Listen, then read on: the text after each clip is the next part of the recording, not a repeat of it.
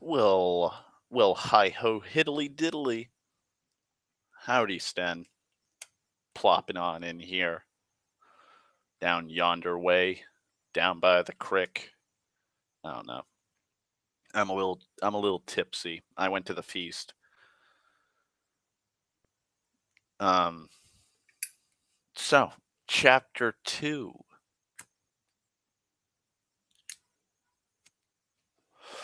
Chapter 2 of our wonderful story, our campaign. So, this part's a little convoluted. This next part's going to get a little convoluted because it brings into the whole fate system and the very story driven plot that Matt's brother wanted to do, and none of us were against it. So it's I don't like to it's one of the problems that I'm having with adapting it into a story. So I have to flesh out some of the inconsistencies. But what happened is where last we left off, or previously on Dragon Ball Z, um, me and Barry were cleared of our charges of espionage within the tribunal because David Bowie, my grandfather, had arrived in the nick of time, and Jess offered to repay us essentially for accusing us of being spies, and we also were like, hey, you should come with us because we overheard you talking about how worried you are about one of the kingdoms here in the tribunal, or the forest, the one that's gone dark. And so she agreed to join us, and so it's me, Barry, and Jess.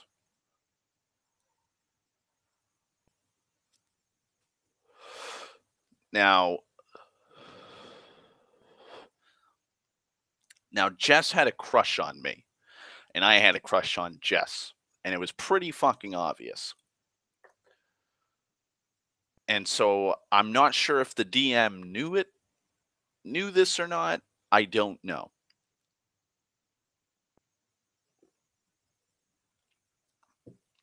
I've never asked him, and I kind of think he'd probably be like, yeah, I felt the tension between you two. And so during the week, we were all talking about, well, I wonder why this kingdom's gone dark. And so it was Tuesday. Tuesday comes, we all sit down, we start playing, and we're tromping through the woods. Now, we don't encounter a fucking thing, but we're doing character building and character development. And so we learn a little bit more about Jess's character. Now, I told you her name is Lathy Mayern, but that's not the name she gave us. She gave us an alias.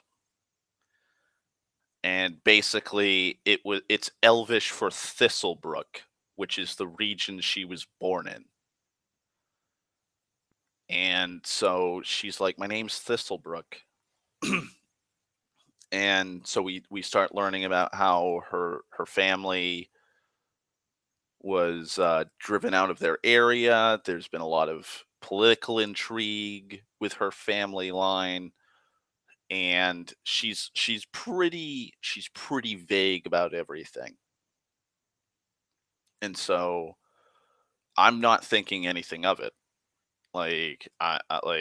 I'm concerned for the elves because technically they're my people, or I'm like half of my blood is elvish or elven, so they're my people as much as the Middle Kingdoms and the kingdoms of the Kingdom of the South. And so I'm concerned about it. Plus, my grandfather, David Bowie, is an elf. And so I'm concerned for her. And I'm telling her, like, it's okay. Like, if we can rally the armies, if we can lift the siege off of Prewa and push towards Rithreed, which is a big capital city, like literally, technically okay, I'm gonna have to explain the Middle Kingdoms. So the Middle Kingdoms are a multitude of nations or kingdoms. It's like the Holy Roman Empire, where the Holy Roman Empire is called the Holy Roman Empire, but it's a massive amalgamation of like city states and kingdoms and like baronies and like all of that. Like it's multiple kingdoms amalgamated into one. And there's like 14 kings or 14 lords and ladies depending, but there's 14 rulers and there's a 15th ruler who is the king of Middle Kingdoms.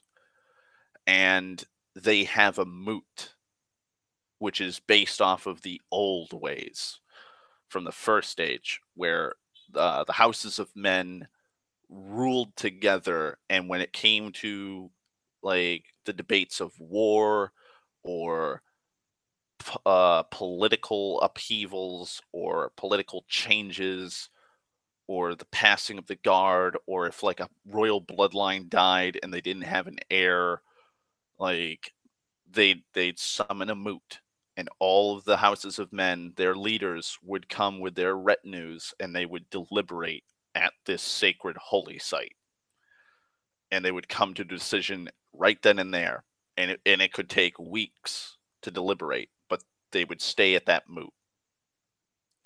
And so the Middle Kingdoms have kept this, and the Middle Kingdoms are a very Anglo-Saxon peoples. And so basically, Rithreed is the capital city of the Middle Kingdoms. It's built on a giant, massive mesa or outcrop. It's a mesa, and it's built upon the mesa.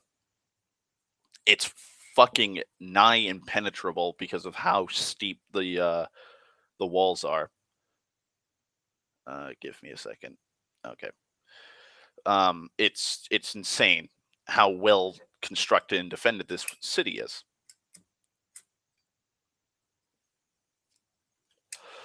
And that's where the High King rules. And so I was telling Jess's character, if we can take Prewa and lift the siege, and we can secure that kingdom under our banners, and we can drive the enemy out of like the whole region of the Western Fringe, what few men are left that are willing to fight can join us under that banner, and we can start pushing towards Rithreed and garnering an allegiance with them.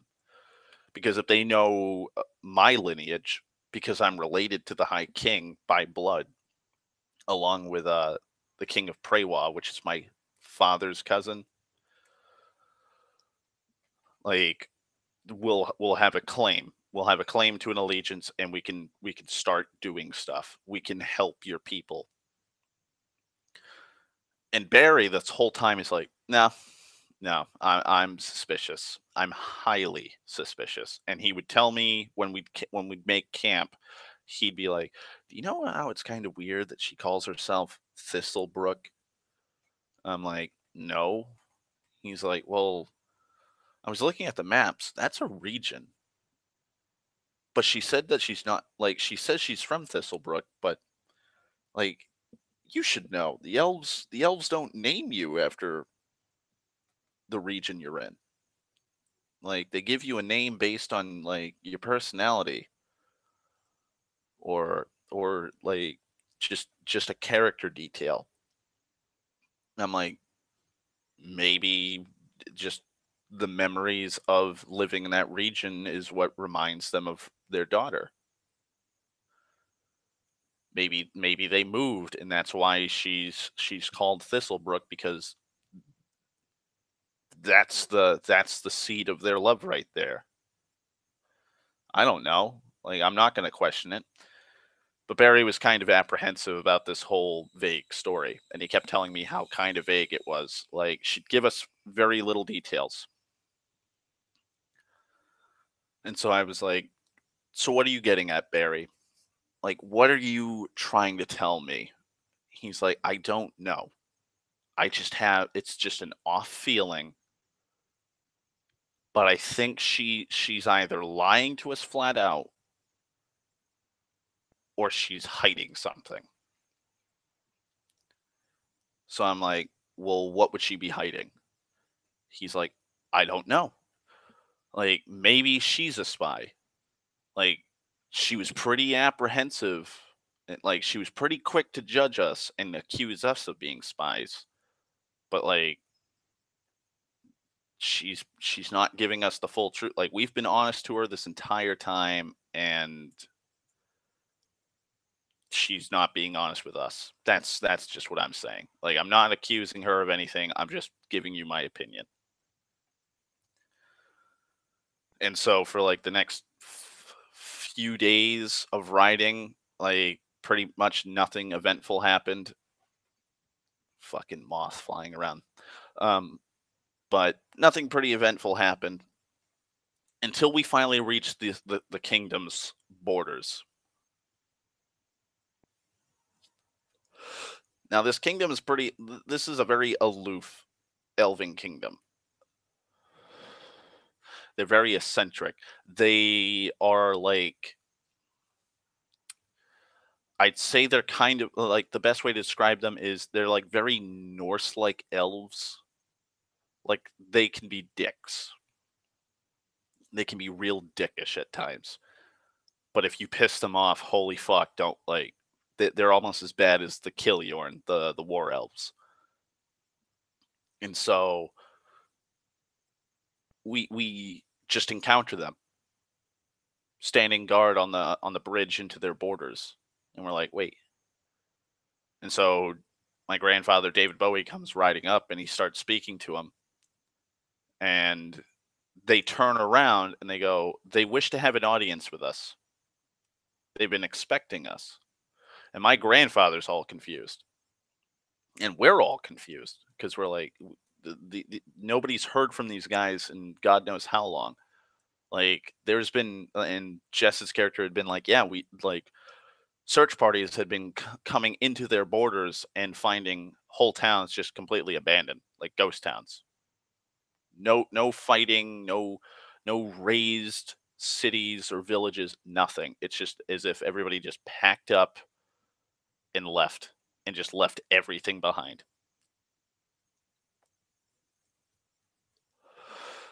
And now we're being told that they want an audience with us because they've been expecting us. And so on the ride, uh, me and my grandfather are talking to their leader, and I ask him, "Have you been following us? Like, how do you know you've been expecting us? Like, have you been tailing us this whole time? Like, what?" And they're like, "No, just that all we can say is that we've been expecting you." And we're like, "Okay,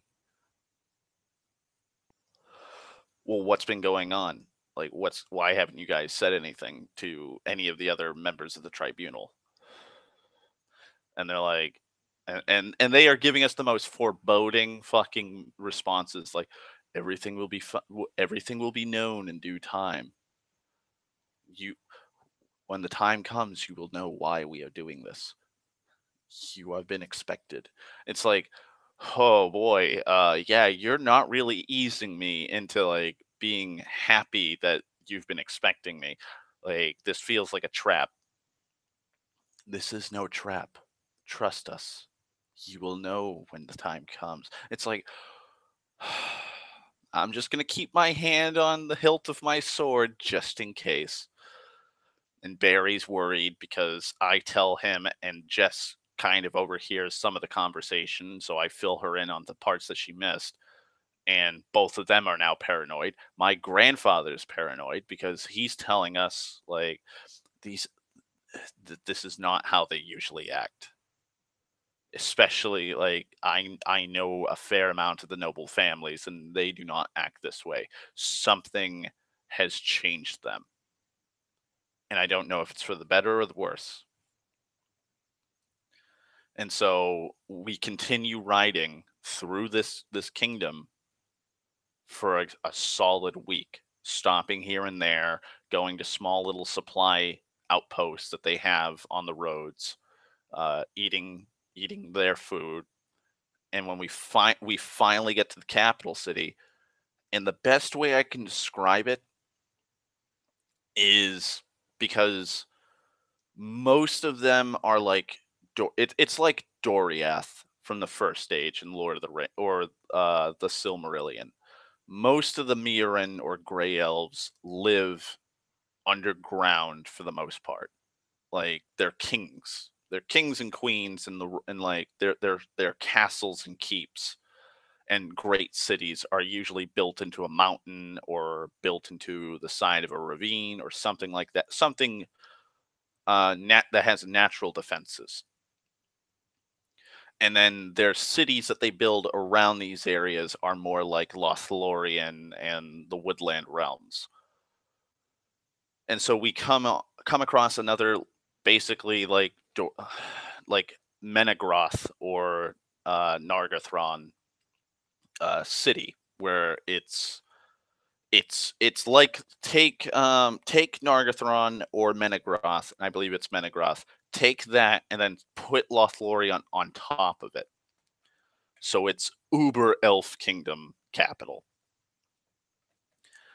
And so we ride in and everybody is staring at us. Like the city is like the streets are packed. Like everywhere we go, there's people just standing there. And they're all whispering to each other and pointing and looking. And we're all fucking covered in filth and we're in grime because we've been riding for fucking weeks.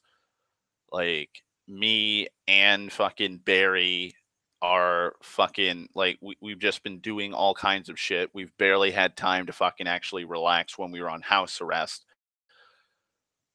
And we're all riding in on horses, armed to the fucking teeth. And we have Jess's retinue of rangers and druids, and they're all spooked, and we're all spooked because it's like, what the fuck is this for? And out comes the king. And God, give me a sec, because I got to remember his name. I think I got it first try. Okay, yes. Awesome. So I am right. So the Elven Lord, like, because I told you, these elves are eccentric. They're aloof. Their Elven Lord is basically Nathan Lane. Like, he's very eccentric. Not flamboyant, but eccentric. And as soon as we're coming up to like the stairs leading to the keep, which is underground, mind you, and I believe it like the castle or the main portions of the keep are built underground over a ravine or near a ravine, but there's a massive tree. Like because this is very British Columbia territory. So there's these massive redwood forests everywhere, and it's very primal forests or primordial forest. So there's these massive trees everywhere, and there's one massive tree built on top of the mound, and that is hollowed out and basically the tower to this keep. And so the rest of this city, like in built on the branches itself. And so as soon as we get to the steps leading into this keep, he comes out and he's like, "Welcome, travelers. Come to our lands." And them, and he tells him like, "I am Bastin Eagle Eye of the Mirren Tribunal. Uh, this is my grandson Surian, his accomplice or companion Thaddeus Stormwind, their companion Thistlebrook with her retinue. Oh, please come in. We've been expecting you. And he leads us in, and as soon as we start going up the steps, he turns and he's not even looking at us fully. He's just looking at us through the periphery of his vision. He goes, "Her retinue can stay. I only want you." And it's like, oh boy. And like I remember me and Barry were like, we grab the hilts of our weapons, and the DM's like, he turns to you and goes, "Oh, please, don't worry. That nothing shall harm you here in our city, my city. Please, they are waiting for you. They've been expecting your arrival for quite some time." And we're like, "Who? You will know in due time." And it's like, again with the vague fucking the vague fucking ominous foreshadowing. We do not like this. I do not like this. Barry doesn't like this. Jess doesn't like this. David Bowie doesn't like this. Jess especially doesn't like this because her fucking friends and allies and companions for like the past decade or more are now being told, yeah, you guys can stay here. You're not allowed into the main great hall of this keep. And so she waves them off and goes, "Don't worry, we'll be fine." And we go into the great hall. And as we're walking through, this fucking place is ornate as shit. Like massive, beautiful, like marble-esque columns of alabaster that look like you would rip the bark off the trunk of a tree, and like fucking polished marble floors or polished granite floors. Just a sight to behold. And on top of this, it has the natural cave walls, but they're not rough hewn. And it had like this weird, almost like vineyard esque trestling above where tree branches and stuff were growing. And you could see the top of the fucking, like, you could see the sky and stuff. So it's as if like we are inside of like the bottom of like the canopy of a tree. Very weird, very beautiful. And as we're walking towards his throne, he sits down and he leans back all nonchalant, and that's when he goes, "Yes, your weapons will no longer be needed." And he just snaps his hands, and two weird looking fucking mages come out, and they just raise their hands, and our weapons just, belts and all, belts unbuckle, fucking straps come off, and they just fly off our hips, and they just get caught by the mages. And my grandfather's the first one to freak the fuck out. He's like, what is this?" "Oh, don't worry. Don't worry at all. They they they are very suspicious of our people, of us mortals." And as soon as he says that, like, all of us lose our shit. We're like, "Oh my god, they're in league with the enemy." Like mortals, like we've been having a war against evil gods for centuries, and now he's in league with the enemy. Oh god, we've been caught in a fucking trap. Like my grandfather's king, like, is a king to a kingdom. If he gets killed, like, that's it for him. I'm the last heir. I'm an heir to a kingdom. If I get killed, there goes the line. Like, oh fuck. And he, like, the fucking Elven King just snaps his fingers again, and the gate, like he's got these two so we're standing in the center of this amphitheater, like this great hall amphitheater, where like all the people, like his whole court can sit and talk and deliberate. But there's two giant fucking stone doors, double doors on either side of us, like probably 30 yards either way. And he snaps his fingers, and both these doors open up, and this whole contingency of soldiers comes marching in on either side of us, like 50, 60 men each. And they're all marching in two columns. So 30 men in each column, and they're just marching, and they surround us.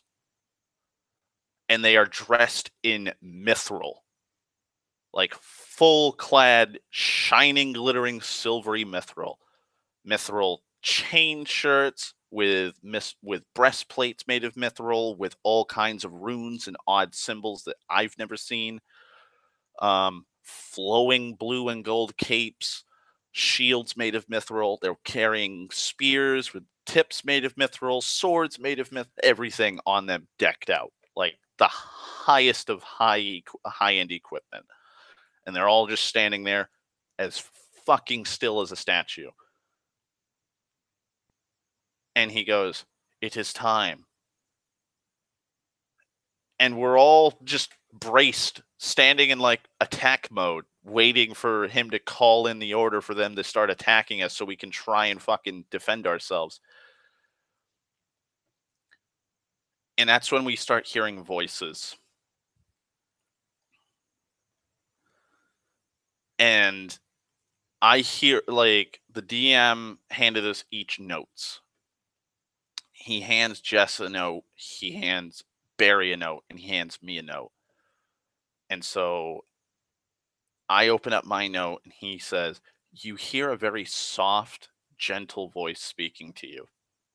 And it tells you to relax. Like, you're not in harm's way. Everything will be fine." And that's like, again, that's not fucking calming me. I'm now hearing a disembodied voice. And so I write on the back of the sheet of paper and hand it back to the DM. I'm like, does everybody else hear this? And he just shook his head no. So now I'm not like, I'm hearing this voice inside my head telling me, "Relax, all is well. You are in no harm's way, child." And then my grandfather turns to one of the doors, and he just starts walking to it. And I call out to him, and as I'm running to him, some of these armed guards stand and block my way and just cut me off. And my grandfather just walks off, and there's all kinds of weird lights. Like this unnatural, supernatural fucking light is bathing him in a glow, in a white glow. And then the doors just close slowly and ominously. And we just stand there and stand there and stand there, and we're waiting and waiting, and it feels like hours go by. And finally, the doors open up, and my uncle's just not my uncle, my grandfather's slowly walking out, like totally exhausted, with a look of like utter realization, like he's a Lovecraft character that just saw fucking Shoggoths. Like he has seen something that he cannot fully comprehend. And so the guards let him through. The Elven King that's been sitting here this whole time has just been talking and deliberating with one of his viziers or council members, not talking to us, ignoring us completely. We've been trying to ask him, like, what the fuck is going on? Release us. Like, asking him all kinds of questions, completely ignoring us. And then David Bowie comes, and he just, as soon as he gets into this circle of guards, he just collapses, and he's like, "It's time. Like, it's time, Serene. It's time for you to talk to them." And I'm like, "Who is them? Who who are these people? Like, who are these things that you are talking about?" He's like, "It's just time. And as soon as he says that, the DM goes, you hear that disembodied voice say, "It's time." As soon as he says it, you hear it like side by side with him. And then the doors open up again, and I hear, "Come, it is time." And now Jess is telling me don't go. Fucking Barry's telling me not to go. And the DM's like, roll me a will save. So I roll a will save. And I don't even know if it mattered, but he's like, all right. So you start walking towards the light. And I'm like, can I roll another will save? He's like, roll me another will save. And I'm fucking fighting tooth and like I rolled 4 or 5 fucking times on will saves trying to resist going into like going into this fucking light or going into this doorway. Just constantly fucking resisting and it's not helping. Like I'll take 5 steps forwards, try and not take another step, and then I take that and it's just a hurdle of a step. Like all of my force went into like just forwards and I almost fell face first. And I just keep going.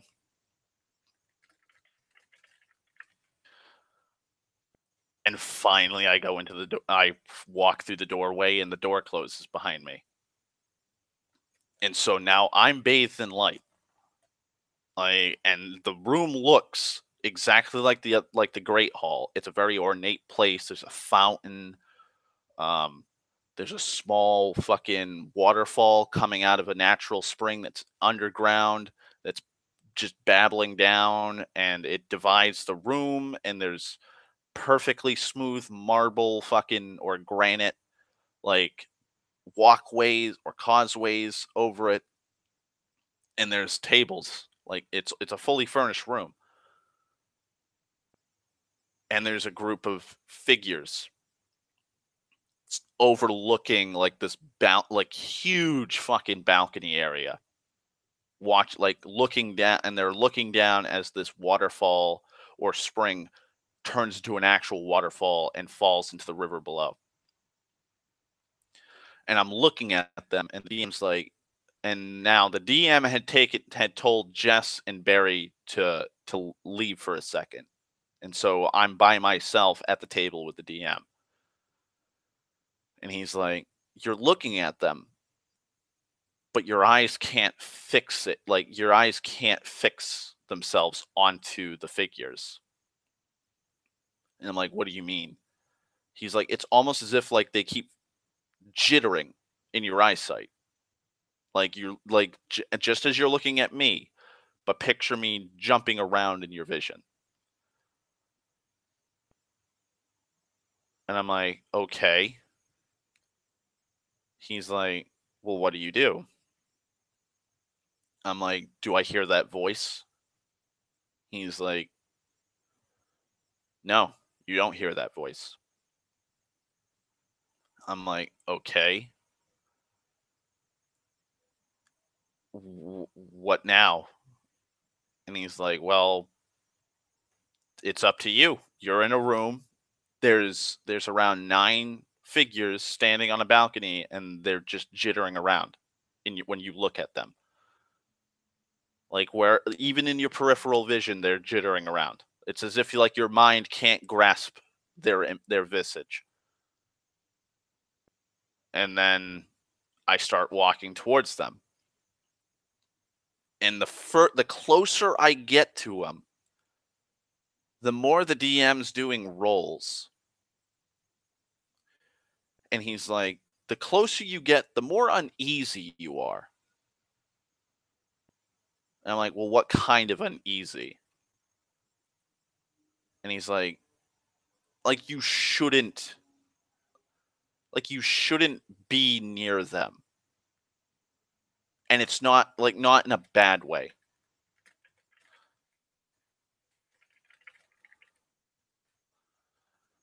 I'm like, okay. And so I'm like, I walk closer now. So now I'm like 20 feet away from these figures. And he's like, you start noticing that they're emitting a glow. I'm like, okay, what kind of glow? He's like, just a glow, like they're standing in front of the sun. I'm like, okay. And so as soon as I get 10 feet in front of them or behind them, they turn around.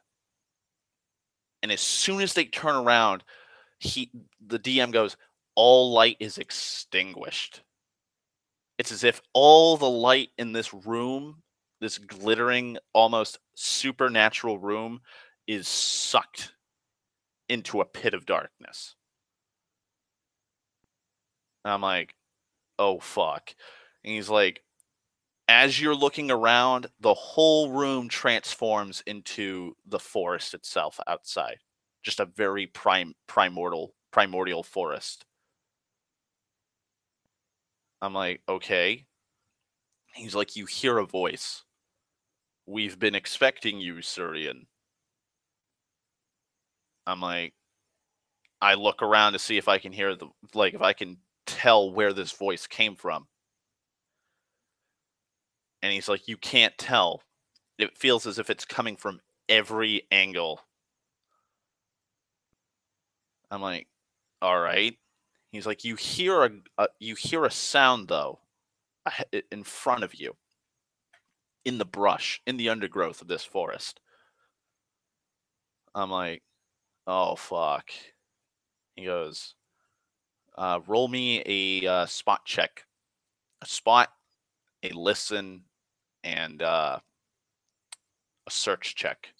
So I roll all three. So I can't, and I fail my spot check, but I can hear it, and I can kind of get the gist of the location of where in the undergrowth. And he goes, all right, well, this is the locate, like probably 20 yards, 30 yards in front of you. You see a large mass slowly lumber, almost stalking you in between the forest trees. And this is where it kind of goes into like, it's hard to explain without being really fucking nerdy, but it's like the tree scene in Empire Strikes Back, like the slow-mo, because I roll another spot check and I notice that it's a massive beast, like a dire wolf. And it's I mean it's fucking massive. It's larger than what a dire wolf should be.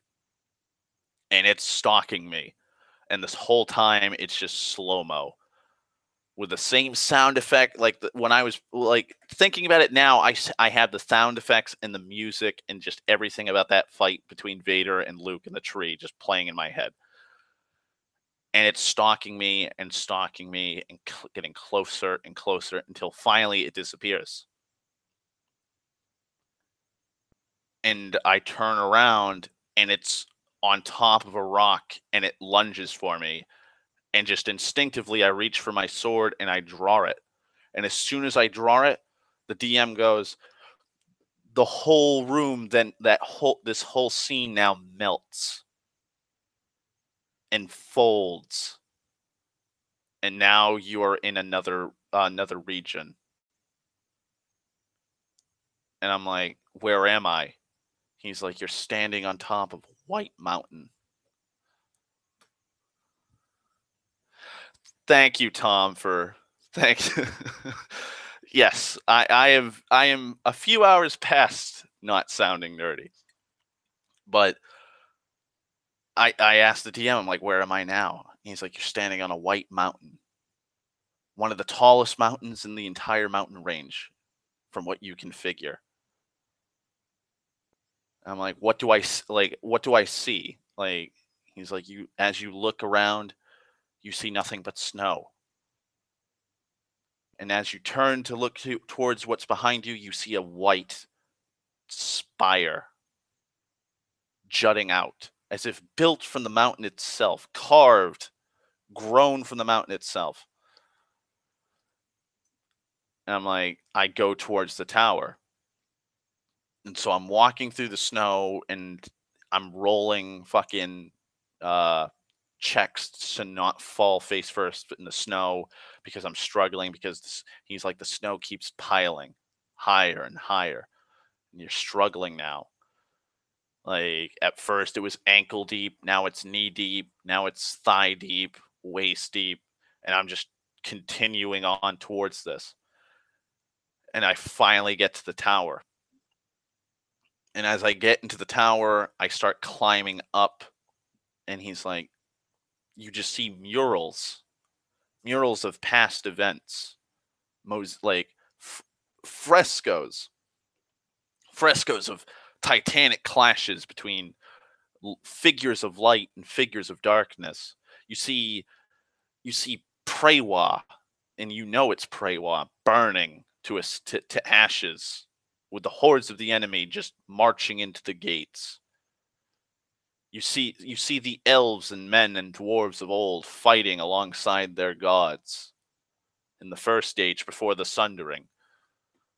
And I'm just as I keep climbing up this spiral staircase to the peak of this tower, I'm seeing more events from from the beginning of time until till the present. And even then, like certain snippets are like interlaced. Like there's frescoes and mosaics and paintings and tapestries like carved, painted, embedded into the walls of like the first stage, and then every so often there's snippets of events that are currently happening now or could be happening. And finally, as soon as I get to the top of the tower, there's a tomb. And he's like, you see all manner of frescoes and paintings and depictions of battles. And the biggest mural is on the floor. And I'm like, well, what's the image look like? And he's like, you see a white pinnacled city, one that you've never seen before or heard of in any talk any people have ever spoken of. You've never heard of this city. You've never seen a city designed like this. And surrounding it are hordes of black armored warriors, dragons besieging the city, trolls hurling rocks, ogres wielding battering rams trying to break down the gates. And you can see a singular entity, a singular figure standing behind this horde. And it is surrounded by a black and red hand, as if its very aura is that hand. And I'm like, I want to roll a knowledge check. And he's like, well, what kind of knowledge? A knowledge history check. And he's like, all right, we'll roll. So I roll a knowledge history check. And he's like, that aura is the hand of doom. Tharistan's very own hand, reaching into this reality and affecting it. And I'm like, is that him? He's like, you don't know. You don't know. You could roll a wisdom check or an intelligence check to like fit the pieces together. And so I try and I fail. And he's like, even just standing here, you still can't grasp who that figure is. It could be it could be Tharistan. It could be a time to come. It could be before your time. It could be before the time when time itself began. And I'm like, I look across, I start searching this whole mosaic and looking around, like trying to figure out what this mosaic means. And I'm seeing like a marriage, and I'm seeing figures celebrating around like a table, like during a feast in a great hall. And I'm seeing all kinds of events.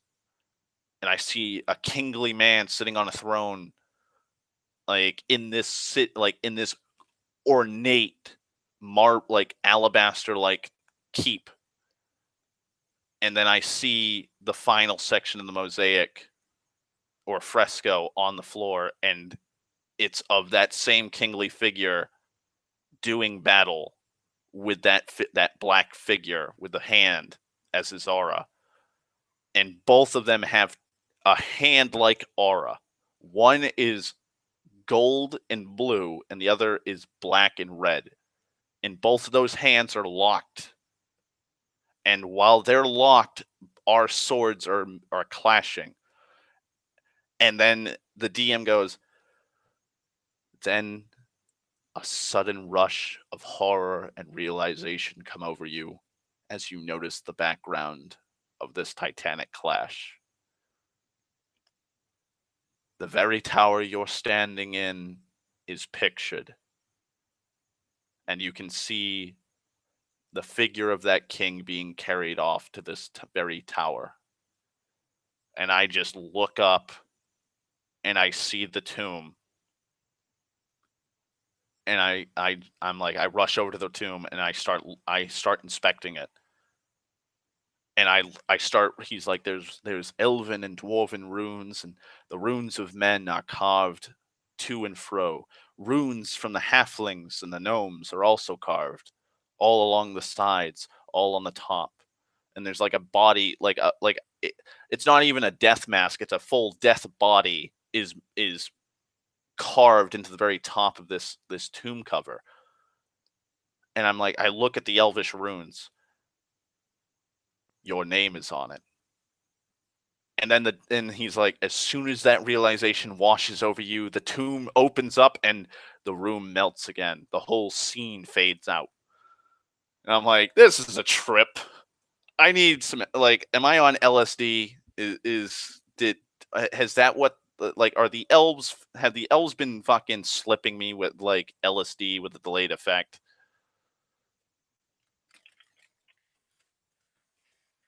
Because, whew, I'm on a spirit walk right now. I'm on a spirit journey at this point. And finally we come back to the room that I started off in, and there are those 9 figures staring at me. But they don't look the way they looked before. They now look menacing. And they just start moving towards me, and he's like, the 9 figures still jittering in your eyes as if you can't grasp the reality of them, start marching towards you. And I was like, I look around the room. Like, I look around the room for something to grab, something to defend myself with. He's like, you look around and you see nothing of actual worth that would be able to defend you in a situation like this. I'm like, I start backing up. He's like, one of them all of them start reaching out with one hand as if trying to grasp towards you. You instinctively feel something cling to your hip. And I'm like, I look down at my hip. My sword is now at my hip. And he's like, what do you do? And so now I'm standing there, slowly backing up, one hand on the scabbard, my other hand gripped to the hilt, ready to draw it, slowly backing up again towards a wall. And I'm like, oh fuck. Like, and I'm like, I just draw the fucking blade. I draw my blade out and I tell them to stand back. He's like, they stop. They just stop where they are and their hands lower down. I'm like, what now? Like, I'm not pointing my sword at them, but I have it at my side, ready for a strike if a need be. And that's when he goes, you hear them say something under their breath, as if whispering to one another, without turning to look at the other. I'm like, okay. finally one of them, the center figure of the 9, walks towards you. I'm like, okay. He's like, the robed figure that was jittering at one point now ceases to jitter. The robe melts away, as if almost turning into ash, and you see a kingly elven figure. I'm like, okay. Like, I'm still gripping onto my sword as tightly as I can. It's as if stars are wrapped around his forehead in the shape of a crown. His eyes are gold and silver. He is too kingly to be of this mortal plane. He's almost ethereal in appearance. And I'm like, okay, like, what's this all mean? Like, I don't know what's going on. Like, 9 robed figures are walking towards me. They could be the fucking ring wraiths for all I know. And one of them just, disintegrated his cloak, and he looks like a fair elven king. Like, I've been tripping balls, man. I don't know what's going on. He goes, the elven lord looks at you and smiles and goes, lay down your weapon. We mean you no harm. And that's when the DM's like, you suddenly just drop your weapon. I'm like, do I have a will save? He's like, no. Like, you just drop your weapon. And you have a sense of euphoria, of safety wash over you. Like, the fear and paranoia and the fight or flight instincts have just been erased. You're calm. I'm like, and so I just drop my sword and I'm standing there, and he goes, you know us only in stories and tales, child. My name is Corellon Lorethian, god of the elves. And I'm like, holy fuck. It's the 9, or 9 of said gods. And the DM goes, the rest of these 9 figures begin to remove their robes in the same fashion as Corellon Lorethian. And you see Moradin, king of the dwarves, Heronius, king, god of the dwarves, Heronius, god of men, and you see Yondala, goddess and mother of halflings, Garl Glittergold, her husband and father of the gnomes. You see fucking Alona, like basically 9 of the remaining gods left that are sided with the race, like the great races that they created, and they're standing there. And Corellon just comes over and hugs me. Again, I have to reference. Again, I don't know why it's coincidental. I'm referencing Empire Strikes Back again, but Corellon hugged me as if it was like Lando when Lando hugged Han. How you doing, you old pirate? Kind of like that. And he's all cheerful and happy, and he's like, you passed the test. I'm like, what test? Like, this, what test are you talking about? He's like, we've tested your grandfather, and we're testing your friends, Thistlebrook and Thaddeus. I'm like, what do you mean you're testing them? He's like, all of you walked in. Every single one of you are in this room at the same time. I'm like, what do you mean? He's like, you're immortal. we are beings. We are gods, child. We can make whatever we want. We can do whatever we want. If we wished you to see the others, we would allow it. But we needed to test you to see if you were in fact the person we are looking for. If all of you are the people we are looking for. I'm like, what are you looking for? Well, your grandfather is the leader of the elves of one of the nations here in these woodlands. I'm like, yeah. We were unsure if your grandfather was still part of the cause,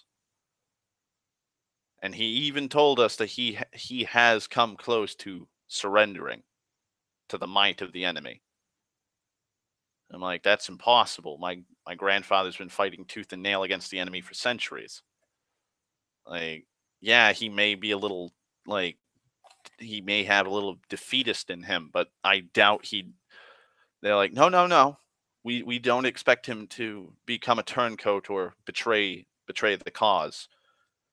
But we wanted to make sure that he knew that we were here and he had our blessing. That we were still there for him and we were still aiding him as often as we could. And so I'm like, all right, well, what about me? And they're like, you, good sir, are an oddity. And I'm like, what do you mean? And that's when Coralon just completely changes his demeanor. And Erroneous comes walking forwards and he's like, our brother Bacob, the god of magic for the people who don't know who Bacob is, or Bacob, he created magic in this realm and he does not take sides. He's true neutral. He still, I shouldn't say he doesn't take sides. He sided with the rest of his kin against Tharisden and his evil acolytes.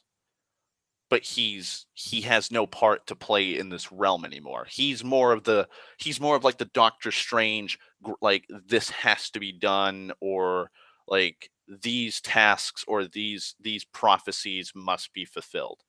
He's now more of a prophetic seer. And so apparently, from what Heronius tells me, Bacob saw that one of these 9 gods, is going to die in the final battle. And the final battle is coming. But there is a chance, like in this entire conflict, there is a figure that Bacob constantly keeps seeing, which is me.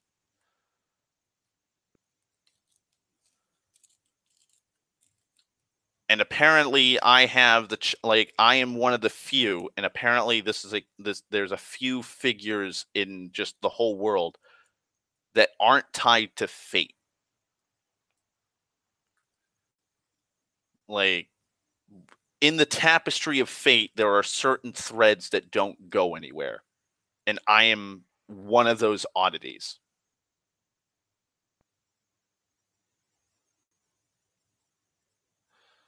That is weird. Apparently that message is being that message is being held for review, Tom. And so apparently I am one of those threadless fates, and I can change fate however I wish. And so they wanted to test me to make sure that I was not corrupted. That the enemy had not somehow tried and slowly corrupted me, and they thought that something might have happened, because while they are in fact gods, while on the material plane, they have some limits. Like they can shape reality around them, and they have like godlike powers, but they are not fully omniscient while in the material plane. And so that's why they haven't been so active. They've been jumping in and out, or phasing in and out of reality, and going back and deliberating with the other gods outside of the material plane. And so they've come to accept their fate, because not only do the mortals have fates, but the gods have fates. And so the god that is destined to die is Corellon. And Corellon is fated to die against Hextor, god of war. And nobody knows why. Like, it's known in standard D&D and in this campaign setting that Aronius is the half brother to Hextor, even though technically they're brothers.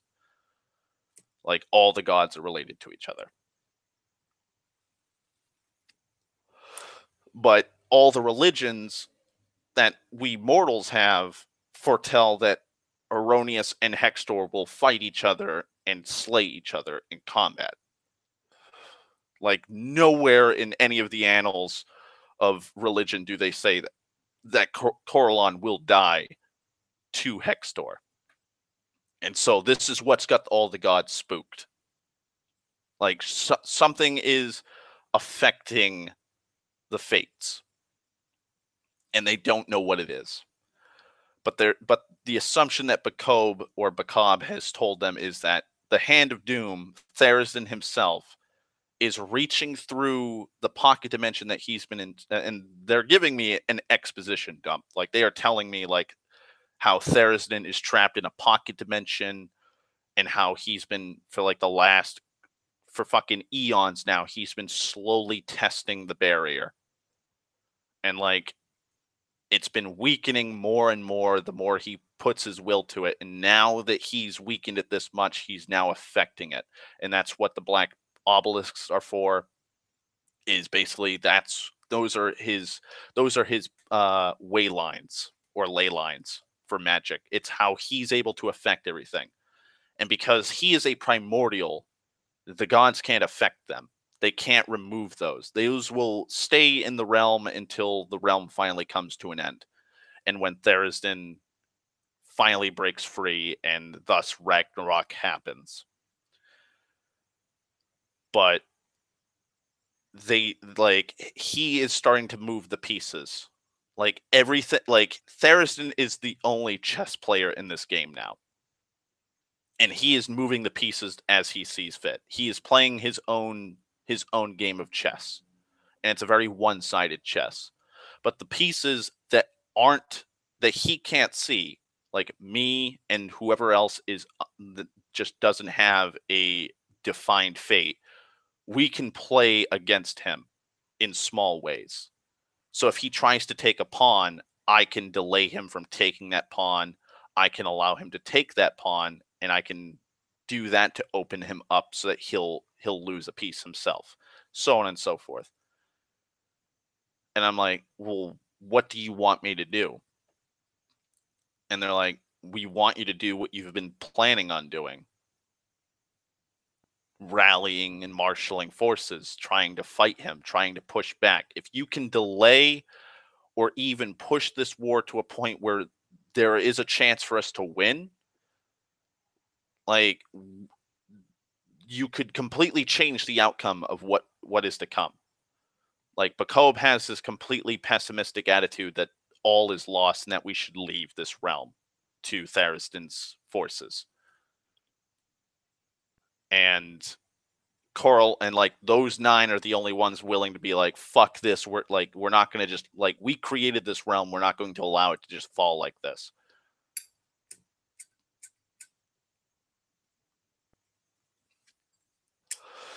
And so they give us a task. Corellon, Aronius, and Moradin are the ones that pull me aside to talk to me. And they tell me, plain and simple, your mind and heart are in the right place. Heading to Prewa and uprooting the siege is the perfect starting point. Going to Rithreed is the next best thing. There, you will meet other people that will probably help you. And they are probably unfated. They probably have undefined fates as well. They're unthreaded. Some of the companions you are with are unthreaded. but we cannot tell you everything. We can't tell you we can't tell you all the fates. We know some of the fates of the people that you've encountered, but we can't tell you them. And we don't want to do this, but you're a rogue. You're a rogue element to this. You're an anomaly. You could tip the balance one way or the other. So if we tell you anything, that could have lasting repercussions, a literal butterfly effect. Because I kept asking him, like, well, what about this person? Well, is this person unthreaded? Is this person threaded? Like, what's going to happen to this kingdom and that king? And they're like, we can't tell you. Everything is up in the air for you. You and your companions are unthreaded, and you will come across, like, for some reason, you are destined. While you can change your fate, you are destined for some things, and that is meeting others who are unthreaded. For some reason, you and your companions are just all joining to each other, and we don't even know. Not even Bakob knows why you all are just congregating. This is one of the few times where such a thing has happened, and we don't know who's moving the pieces. It can't be Therisden. And so I'm like, all right, then I'll get ready. I'll talk to my grandfather. I'll talk to Jess and Barry, and we'll start making our way towards Prewa. And they're like, not until we give you our blessing.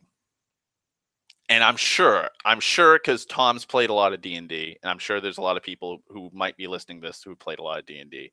This is where we kind of get broken.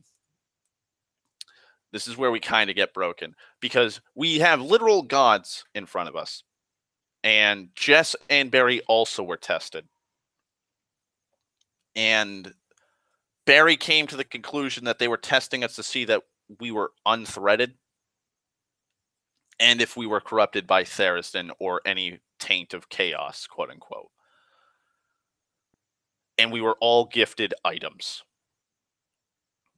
I was gifted, and now at this point, I'm like 3rd or 4th level, and we're being given experience for role playing, because that's another thing that DM should do, is, hand out experience points for well played and well role played characters. It's also in the manual. But we were like 3rd or 4th level characters. And so Moradin, Coralon, and Erroneous crafted a sword for me. A magical sword. And I named it Fate Cleaver, because I can change fates. And I thought that'd be a badass name for a sword. Fate Cleaver. It sounds badass. And they gifted me a scabbard.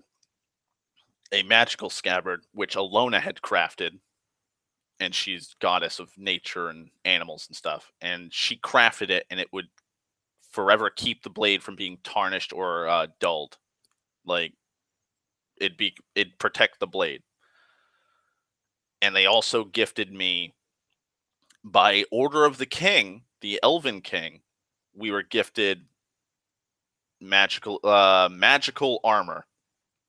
Basically, I was given a mithril shirt. Barry was gifted a mithril shirt. Jess got a mithril shirt. My grandfather, a mithril shirt. So we had this. So we all were decked out in mithril chain shirts, boots of elven kind, cloaks of elven kind. Basically, we're at that point in Lord of the Rings where Galadriel's just handing out these magical tiered items for everybody. And so I was given a magical sword, and the reason why I was given the magical sword, and Jess was given a magical bow, but and Barry got a magical staff, and so on and so forth. But the DM stressed that the sword I was given was not just a magical sword. it also would show my rank, my lineage, and it was also because I was the one being shown in the visions, and they thought that if I was gifted this weapon now, and I learned how to use this magical weapon, I would probably be able to use my experience using this magical weapon when the time came with Corellon Lorethian fighting Hextor. And I'm like, wow, this is deep. Wow. Like we're just, we came here to fucking check on some elves, and apparently they've been talking to the gods for God knows how long.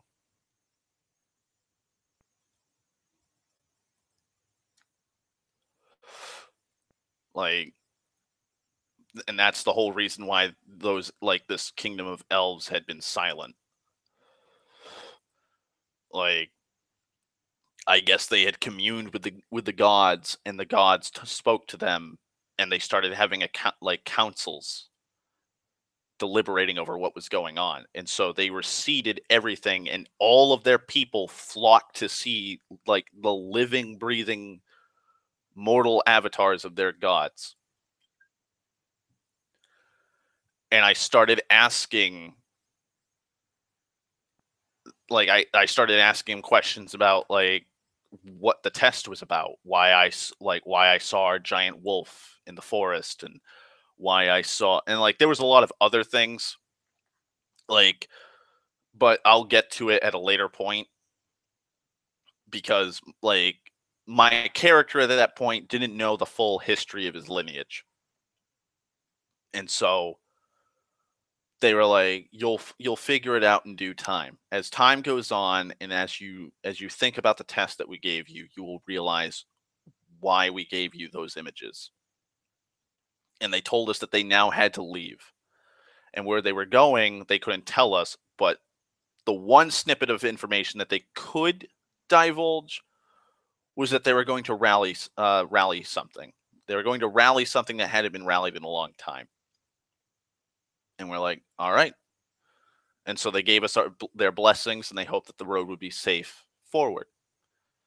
And the Elven King, Nathan Lane, is the best I can call him. Nathan Lane gave us lodgings for the next fortnight while we just soaked in the shit that we had just witnessed, the fucking spirit walks we were a part of. And we started talking amongst ourselves, trying to figure, like, and the fucked up thing is, we couldn't fully describe it to each other. And like each of us and each of us at the table in real time, like in the real world, we all sat at the table differently. So, but like when we were sitting together finally and talking, like the DM would chime in, like before they divulge a piece of information, the DM would be like, up. When you try to tell them what you witnessed or what you experienced, it's kind of hazy. Like the words and what you want to say, but they're just on the tip of your tongue. Like you've forgotten it, but it's still fresh in your memory. So it's like some kind of enchantment or just something about the experience is so, I wouldn't even say unnerving, but like we could grasp it, but we just couldn't process it all at that point. Even after like the 2 weeks, we still couldn't grasp like this godly visage that we had dealt with. And so we were like the elves were kind to us, and for like a solid week out of that fortnight that we were there, me and my grandfather were talking to him, being like, we need elves.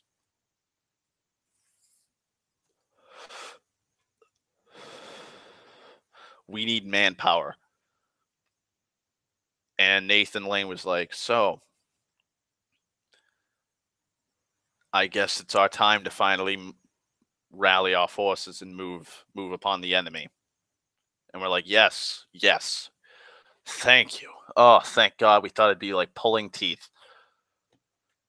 He's like, we've already sent out a contingent of 45,000 men to the east, to the kingdom that we were a part of, that we had just left. So they had just sent out 45,000 men to bolster the borders, and they had sent out another 35,000 to the west, to my grandfather's kingdom, and bolster the forces there. And we're like, well, we need men ourselves. And he's like, where are you going? And my grandfather turned to me and he said, we're going to Prewa. And for some reason, my grandfather was able to kind of understand and grasp everything, probably because he was a lot older than us and a lot wiser and been around the block. And he was like, we've been given a higher, like a higher call, or a higher order has tasked us with lifting the siege off of Prewa to the south. We need as many men as you can give us, as much equipment, siege equipment, horses, anything. Like we need it. And so Nathan Lane just turns to us and goes, I will give you 25,000 men, 10,000 horses, and 1,000 pieces of siege equipment, so you may lift the siege off of Prewa and help your kin. And we're like, boom! Mind blown! 20,000 elves? Holy shit. Like, Jesus fuck. We're in the money.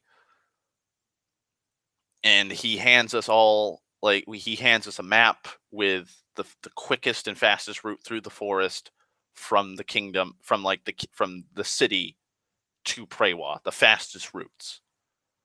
He gives us, he tells us all the kinds of forces we're gonna have. Some of the best archers that he can give us. He's gonna give us lancers, fucking the cavalry units, everything. We have not the best of the best, but we have we have a fairly well experienced, well equipped force. They're not decked out in mithril armor like his honor guard, but they're pretty fucking well equipped. And we start marching.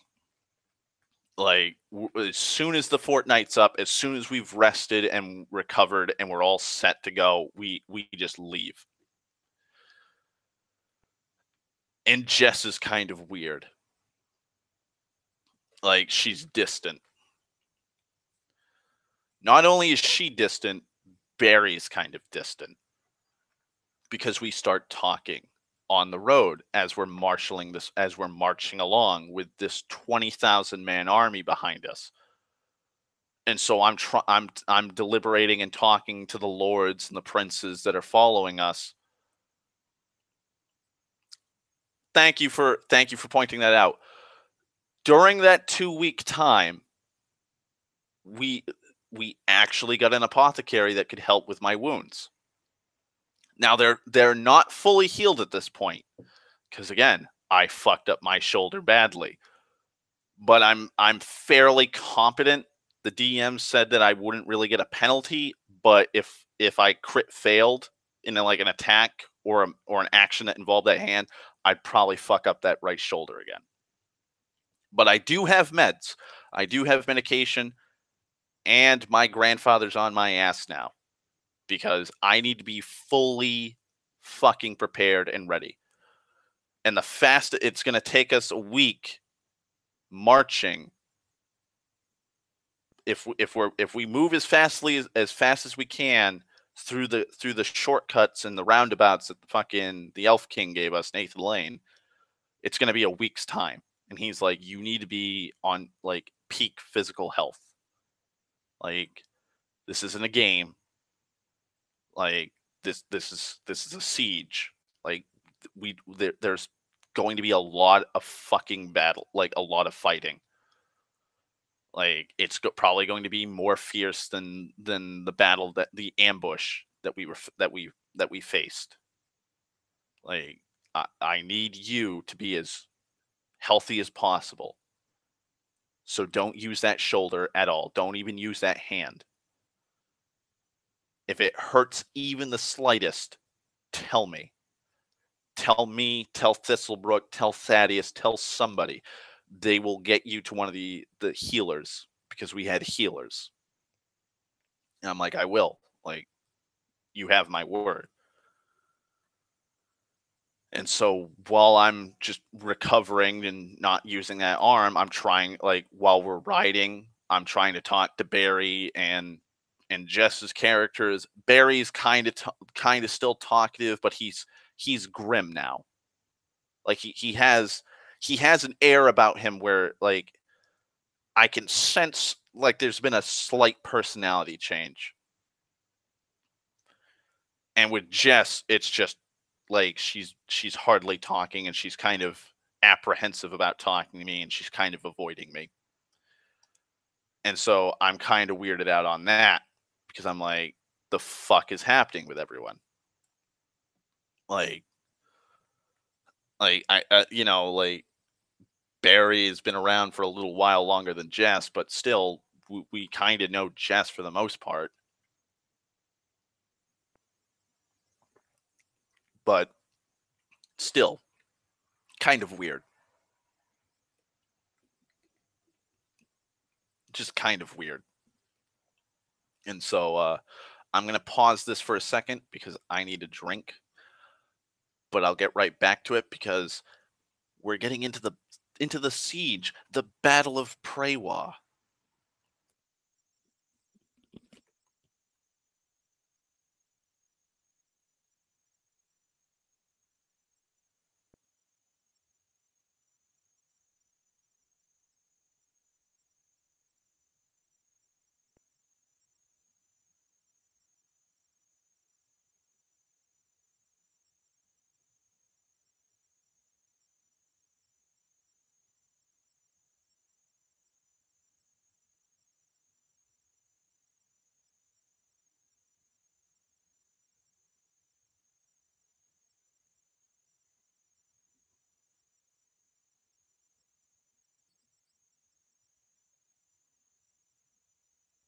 And back. Also, maybe they do, Tom. Maybe they do. So for that whole week, I'm trying to talk to Barry and I'm trying to talk to Jess and I'm deliberating with all the marshals and lords and leaders of this army and my grandfather, and we're planning out how to go about this battle. And so my grandfather tells me that the city is six-sided in a sense. It's on two sides is a river, and it's walled off on that river for one of the sides because it's on a kind of like a cliff face or a ravine, and it slopes down gradually, and they have a port there. But the river's so wide and so deep, there's no way that the enemy could besiege that, and plus the city would automatically try and defend and repel any uh, uh, boat landings. And the rest of the sides of the walls are standard. And so he's looking at a map, and we're probably a day away from Prewa, and we can faintly see smoke off in the distance because of the siege and probably because of the camps surrounding the city. He's like, well, if I was besieging the city, I would lay trenches here, palisades here, spikes this far away from the trenches or behind the trenches. I'd have like scouting parties and watchmen here and here and here, and these natural hills I'd be defending against. So he's giving us all his personal opinion as to how he would have besieged Prewa. And that's when Barry goes, "Well, why is it taking them so long to besiege the city?" And that's where my grandfather just simply utters, "I don't know." Like at this point in the game, it's been like 3 4 months in game just from travel time alone. and fucking give me a second. Okay. But yeah, so it's been like 3 4 months time in game, and the city's been under siege for like 2 3 months before this. So it's like not almost 9 months of a siege, and it was a sudden siege, like a sudden attack. Like the defenders didn't have like all of the time to prepare, so they don't know how they've been holding out for so long. And so I'm like, well, what should we do? And my grandfather turns to me and goes, "You're in command." I'm like, "No, I'm not in command. You're in command. You're the leader. You're the one that spoke to him. You're the one that's been the one that's deliberated getting these 20,000 men to lead to follow us."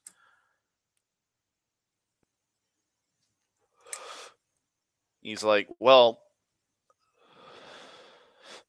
you led us before during the ambush, and your strategy was fairly sound, even for a pretty much a green commander, like a fresh, like a new commander, somebody who's never actually led an army before on such a scale. Like I apparently showed my mettle."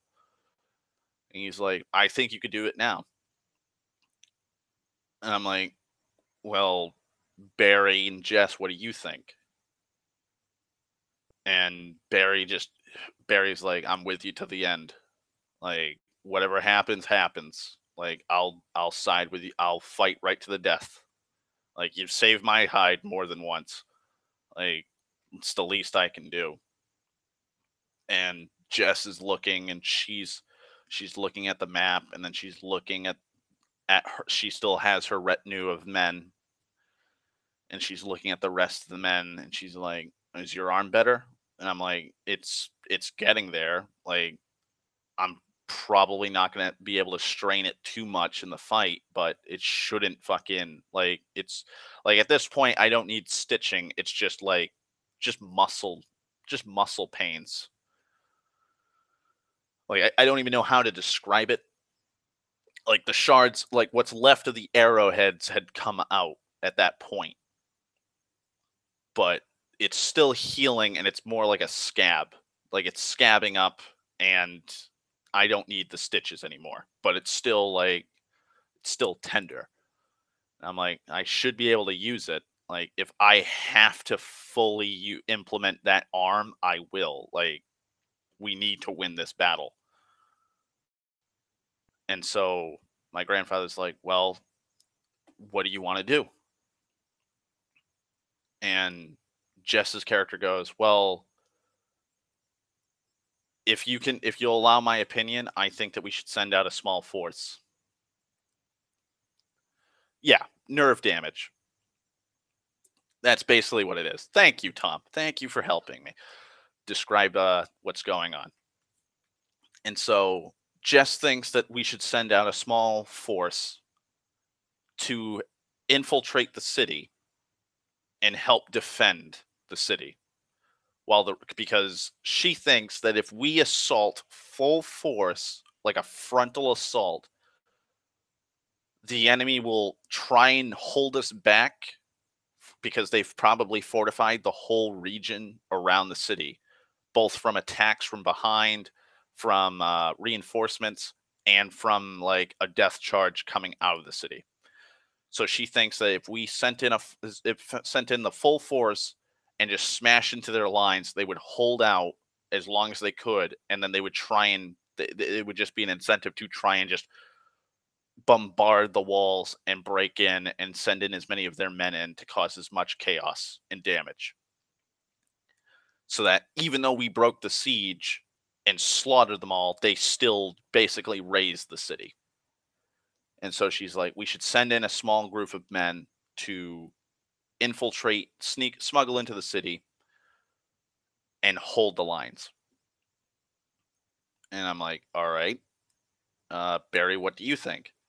He's like, well, with my magic, we could probably and there you go, Tom. Barry goes, we could probably sneak in with some of my magic. Like I'm not that like I'm still kind of iffy on the whole magic thing. Like I'm not as good as I could be right now, but with a few of my incantations and cantrips, I could probably have a few guys come with me. And I mean, it's kind of a suicide mission for me, considering I'm a wizard and not a fucking soldier, but we could sneak in and probably disrupt the camp somehow. And I'm like, well, what kind of disruption do you want to do? And he's like, I don't know, like piss off the trolls or uh, scare off horses or burn down their siege equipment or I don't know. And so I'm like, well, whatever. Like, if you sneak into this camp, you need to give us a signal so that we know that you're in the clear, and so that you can meet up with us when the assault happens. And so I was like, all right, this is the plan. Jess, you're going with your men and 500 men. Your retinue of rangers and druids and those and 500 men are going into the city. So you're going to go around, fire off a message on an arrow. Like send in an arrow message and be like, hey, we're reinforcements from the north. We're coming in, like we're going to come in from the side or from the river. Let us in. And reinforce the gate. Reinforce the gates and walls wherever you can. Wherever they're spread thin, reinforce those areas. She's like, you got it.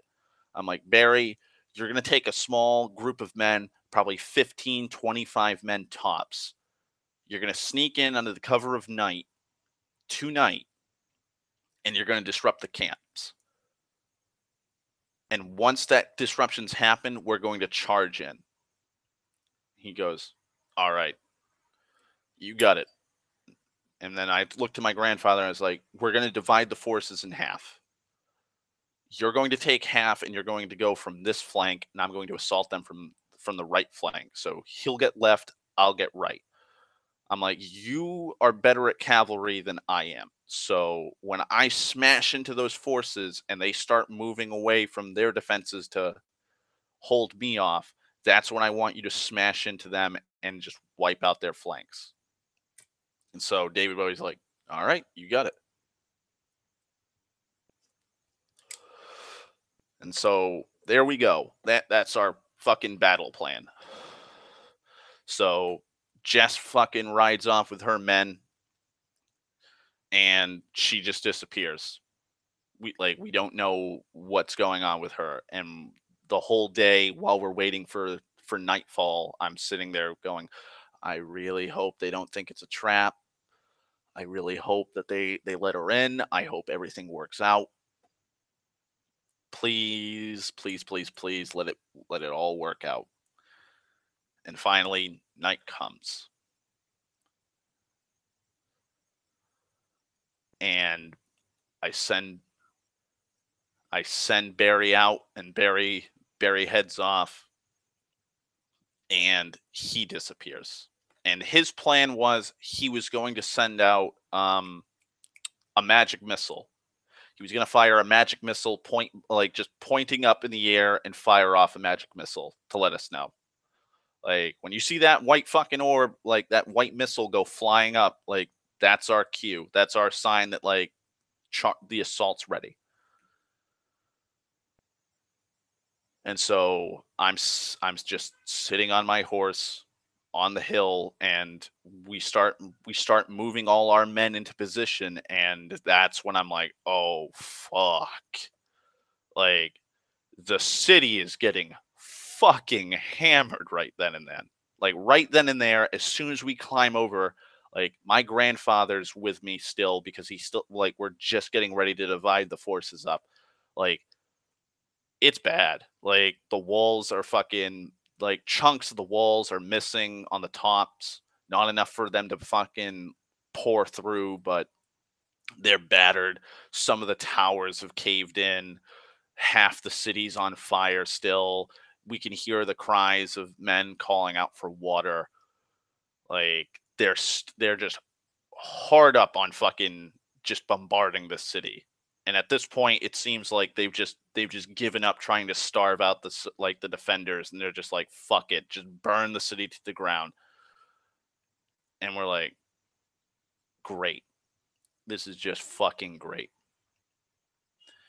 And so I'm like, grandfather, rally your men, and once you get halfway, leave 3,000 men on, like 3,000 horsemen at the center, like, because now we're seeing the actual lay of the land, because a map's not going to show you like the full topography. And so now, like, the way my grandfather described it, the center, like, because Sten also said that leaves the center open. But my grandfather had been saying, like, well, maybe like the hilly regions are probably going to keep that closed off.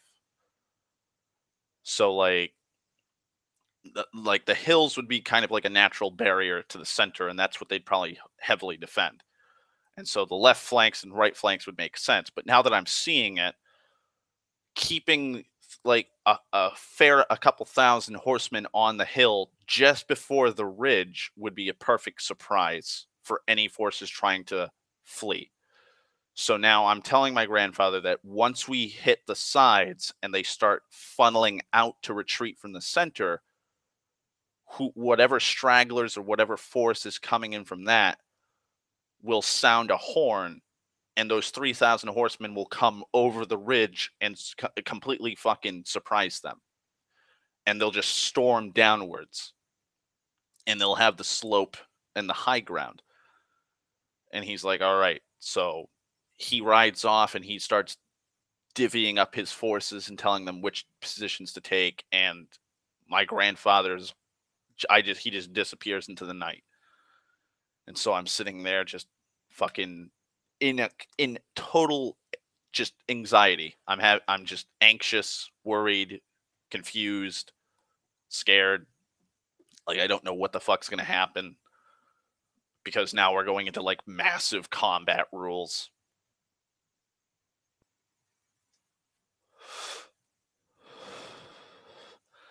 Jess still hasn't sent out any kind of sign. We don't know if they've even let her in. We don't know if they shot her on sight.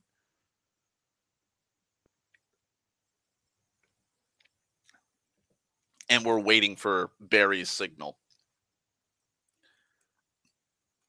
And that's when we start hearing a commotion. And I mean a commotion, like trying to figure out like distance wise. We're far enough to where we can hear them, like the screaming and the yelling and like the commands. But we're far enough to where like they are incredibly small in sight. I'd say we're probably like, I don't know, quarter mile away, probably closer. And we start hearing a commotion, like a big fucking commotion in one of the camps. And one of the lords comes over to me and he goes, do you hear that? Your companion has been found out. Sound the charge.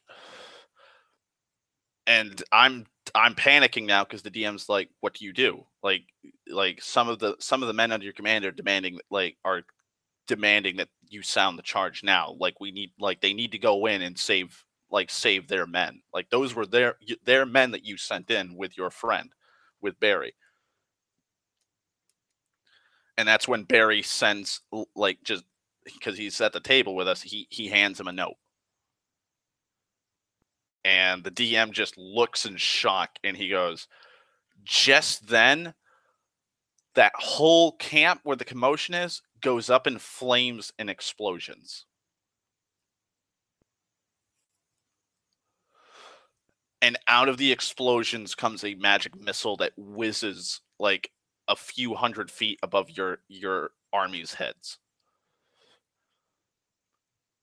And I just panic because now I'm thinking Barry just suicide bombed himself to disrupt the camp. And so I just scream, sound the horns, and we just sound the horns and we just charge headlong right into the fray. We see fucking shrapnel everywhere, chunks of fucking siege equipment is still raining down from this explosion, which was a mixture of ale, pitch, alchemist fire, and all manner of fucking alchemical like liquids, and they just fucking exploded. So like the counterbalances for trebuchets and catapults are just landing left and right from us. It's like the DM's rolling fucking combat checks, and he's like you turn to your right while you're charging, and you see 4 horsemen just get completely fucking killed and just crushed instantly under the weight of like a 500-pound like ballast for a trebuchet. And I just order that everybody spread out while we're trying to charge to minimize damage. And like chunks of wood are fucking raining down still, and we start hearing the enemy ordering commands like pikes in front, archers behind, start fire like loose arrows, and so arrows are whizzing by our heads.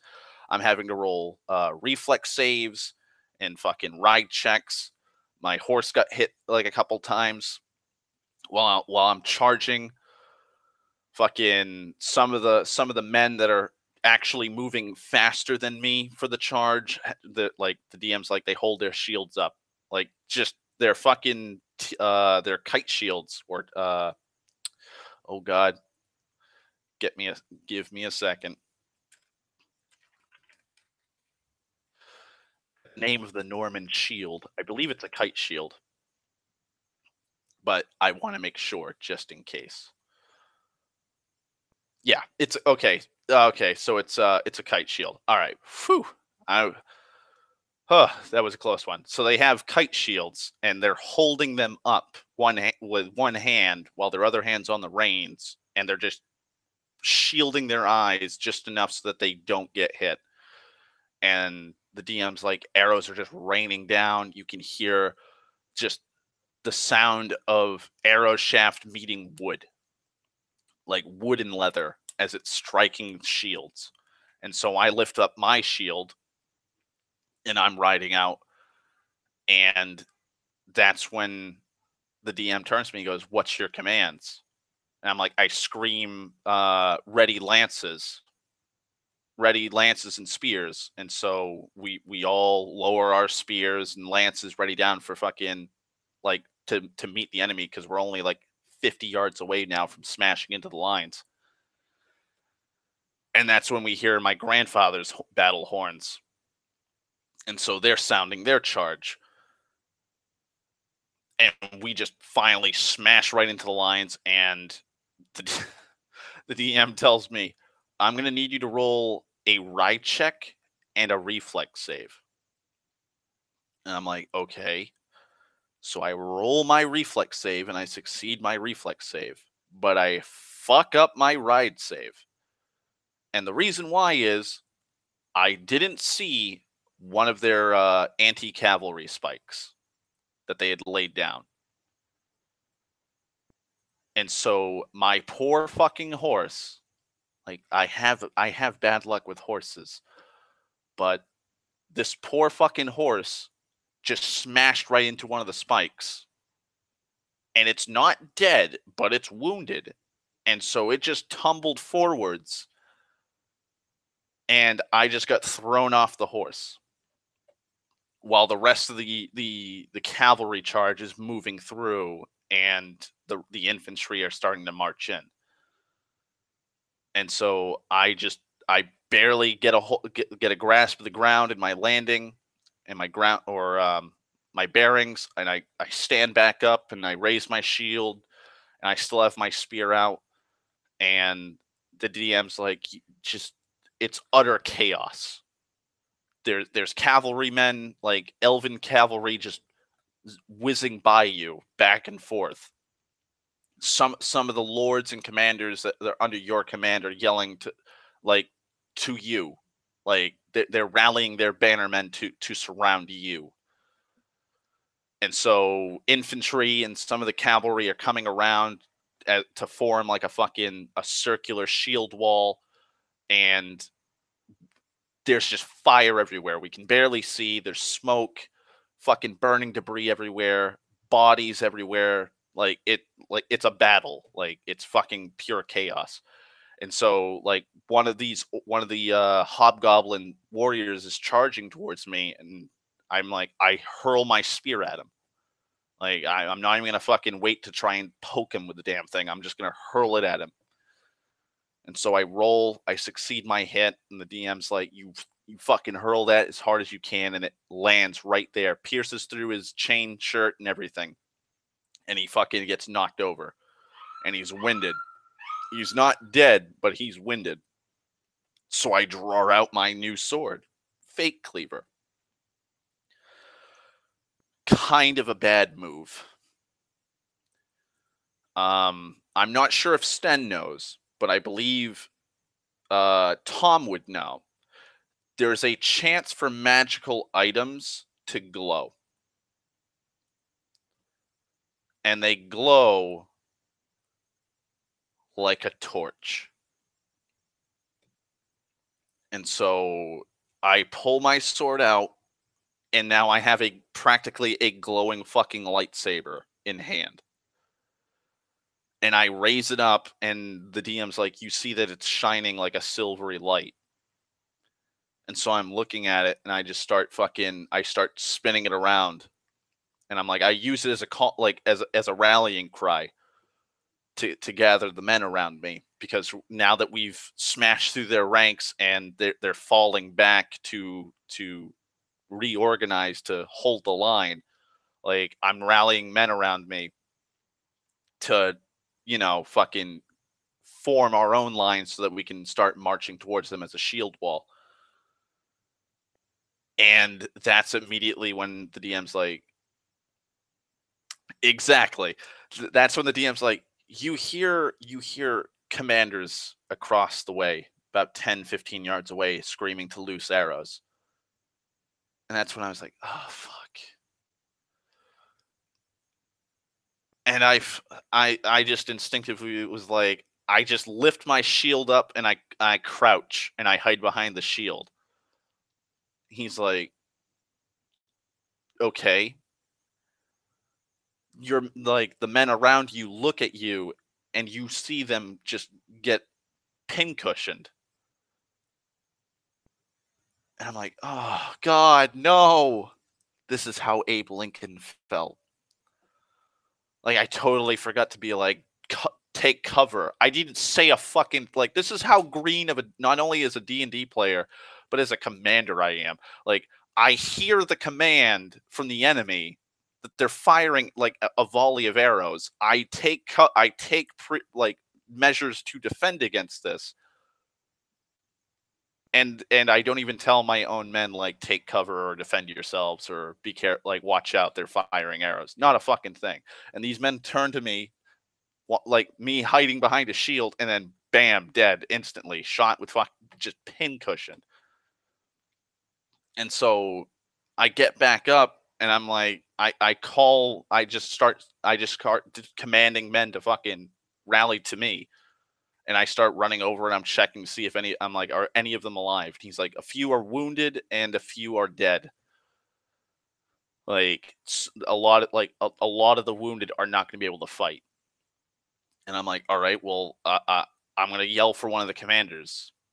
And so one of the commanders comes while like the enemy's preparing another volley. And I'm like, gather it, like when they fire their next volley, just form a shield wall now. Just and I forget the turtle formation. Bring out a turtle formation. Pull it a la fucking Roman Empire. Shields in front, shields on top, and shields on top of that. Like we need to just full on shield wall. We need to turtle them.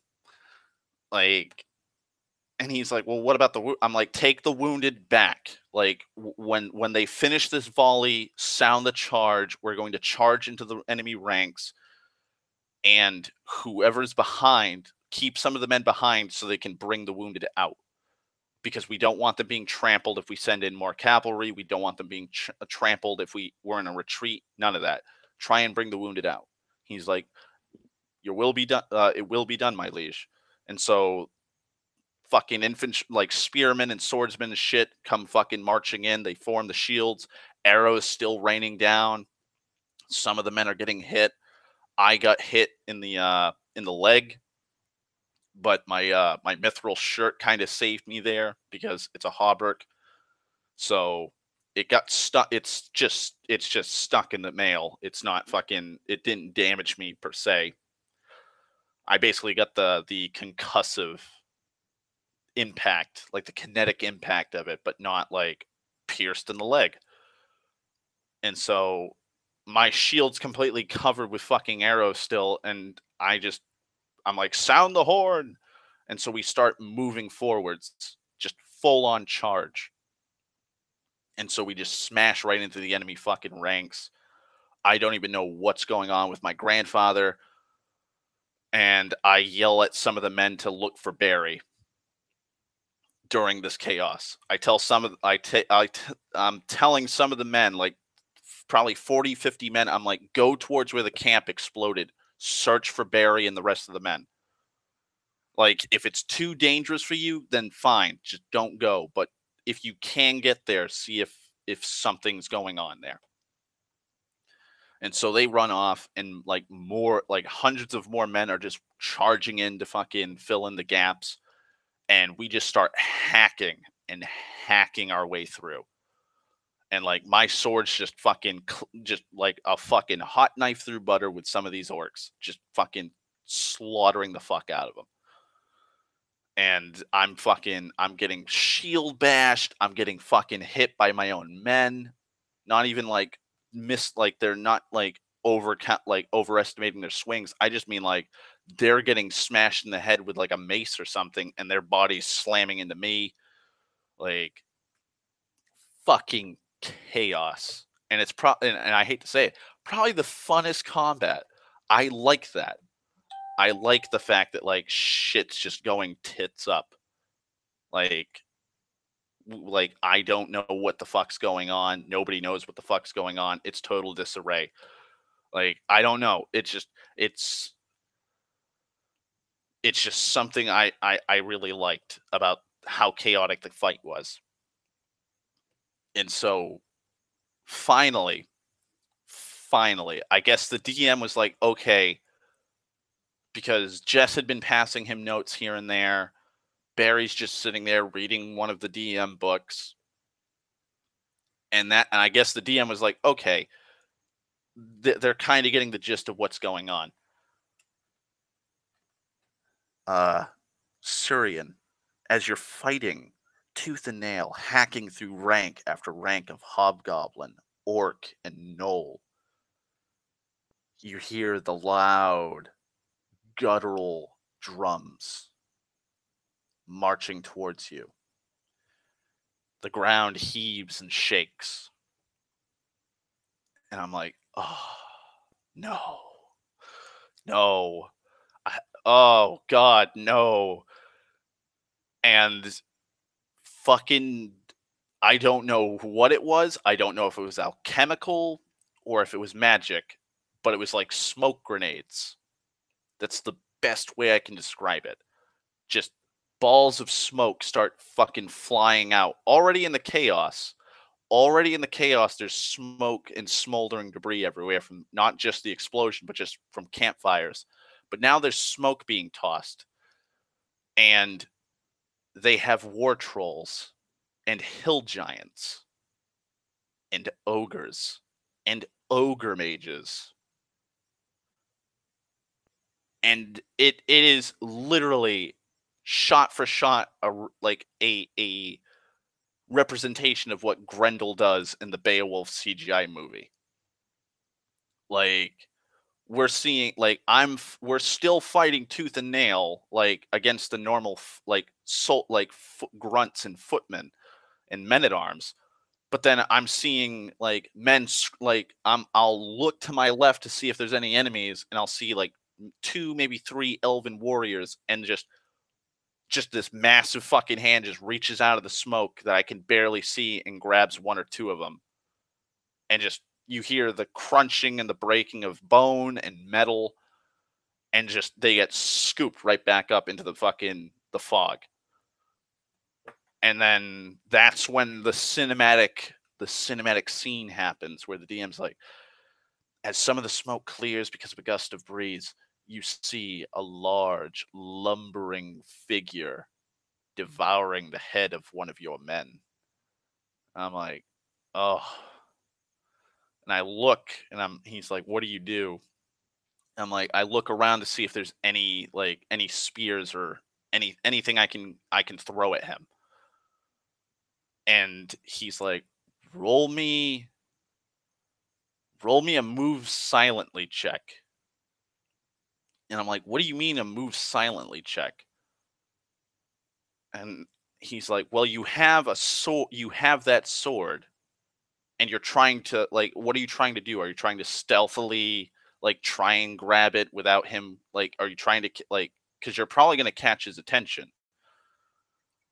I'm like, could I do an acrobatics kind of thing where I just roll or jump or somersault or like dive towards something and then just hurl. He's like, whatever you want. Like I thought a move silently check would probably work best because it's the closest thing to stealth or like trying to be unseen. Move silently is practically the only thing besides hide, and you kind of can't hide in a battle. So I roll in acrobatics, and basically the hill giant sees me. It knows I'm there. I'm carrying like a literal beacon, like a literal glow stick, and so it finishes ripping this poor man's head off, drops the carcass, and starts lumbering towards me because ooh, shiny. And as soon as I roll and grab the spear, there's two war trolls coming. And a bunch of spearmen come and they start defending me, and they're fucking trying to stab him away with their pikes. And the hill giant just tries and reaches and grabs my leg. And he's like, roll me. I can't even remember if I could roll a counter grapple. I think I could roll an attack roll, but like I'm fucking upside down and I have a penalty, so I'm swinging my sword as best I can at this motherfucker's hand, and it just lifts me up and it's just looking at me. And that's when one of the war trolls sees what the hill giant has, and it starts fucking moving towards me. And now these two are at each other's throats. And they're speaking in some guttural fucking tongue that I have no idea about. And the hill giant's getting more pissed off just from the appearance. And so I'm being held upside down. I have spearmen that are rallied to me, stabbing the hill giant and the two war trolls. One of the war trolls is just kicking and grabbing them and fucking devouring them because it's not really helping. It's like these war trolls are literally clad in armor. And now I have a war troll fighting over me with the hill giant. And so they both start tussling. Like the hill giant's using its free arm to keep the troll away, and it's babbling I guess, giant to it. And as it's about to, and it just opens its mouth and it's about to just drop me in, sword and all. And that's when the fucking war troll just scoops me up, grabs me by the chest. And the hill giant takes its free hand and swats me out of the war troll's fucking hand. And the DM's like, roll me a reflex save. And I'm like, all right. So I roll a reflex save. And he's like, you land on You land on your shoulder. And I'm like, the fuck is going on? Like, first off, I'm just gonna like, because I still have my shield in one hand. I'm like, I'm gonna try and reach over with my shield still attached to my arm and hold on to my shoulder. I'm like, the fuck was that? And he's like, it seems like they were having an argument over you. And I'm like, well, can you please tell me what was going on, please? Like, I don't know what was going on. He goes, you're a commander. I'm like, yeah. The hill giant was going to and he's like, all right, so I'm actually gonna metagame for once, and I'm gonna tell you what was going on. The hill giant wanted to eat you, but the war troll, because the war trolls are smarter, wanted to take you prisoner. And it was telling the hill giant not to devour you because you are a valuable prisoner. Like, just the equipment you're wearing and the fact that you led the charge shows that you are in fact the commander of this army. And so they were fighting over you. I'm like, that still doesn't mean they have to fucking ragdoll me like that. And he's like, well, think about it. Hill giants are fucking idiots. Like, they are horrible idiots.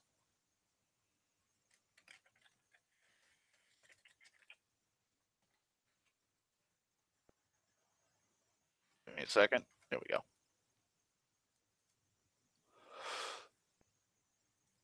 And I'm like, well, thanks, I guess. And so I scramble back to my feet, and now the war troll and the hill giant have, I guess, come to terms with what's going on, and they turn to me again.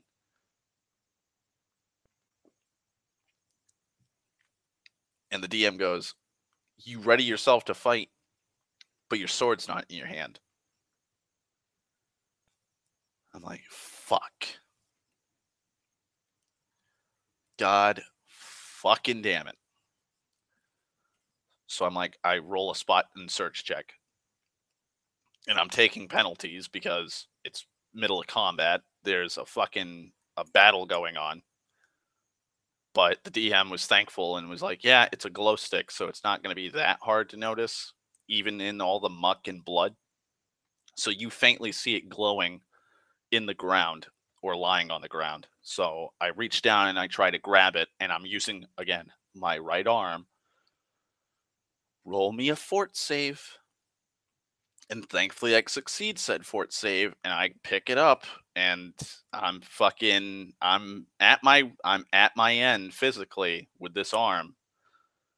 And now I have to tangle against a hill giant and a war troll.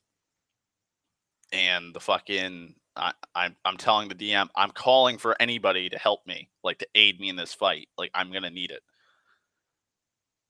And that's and that's when Barry goes, and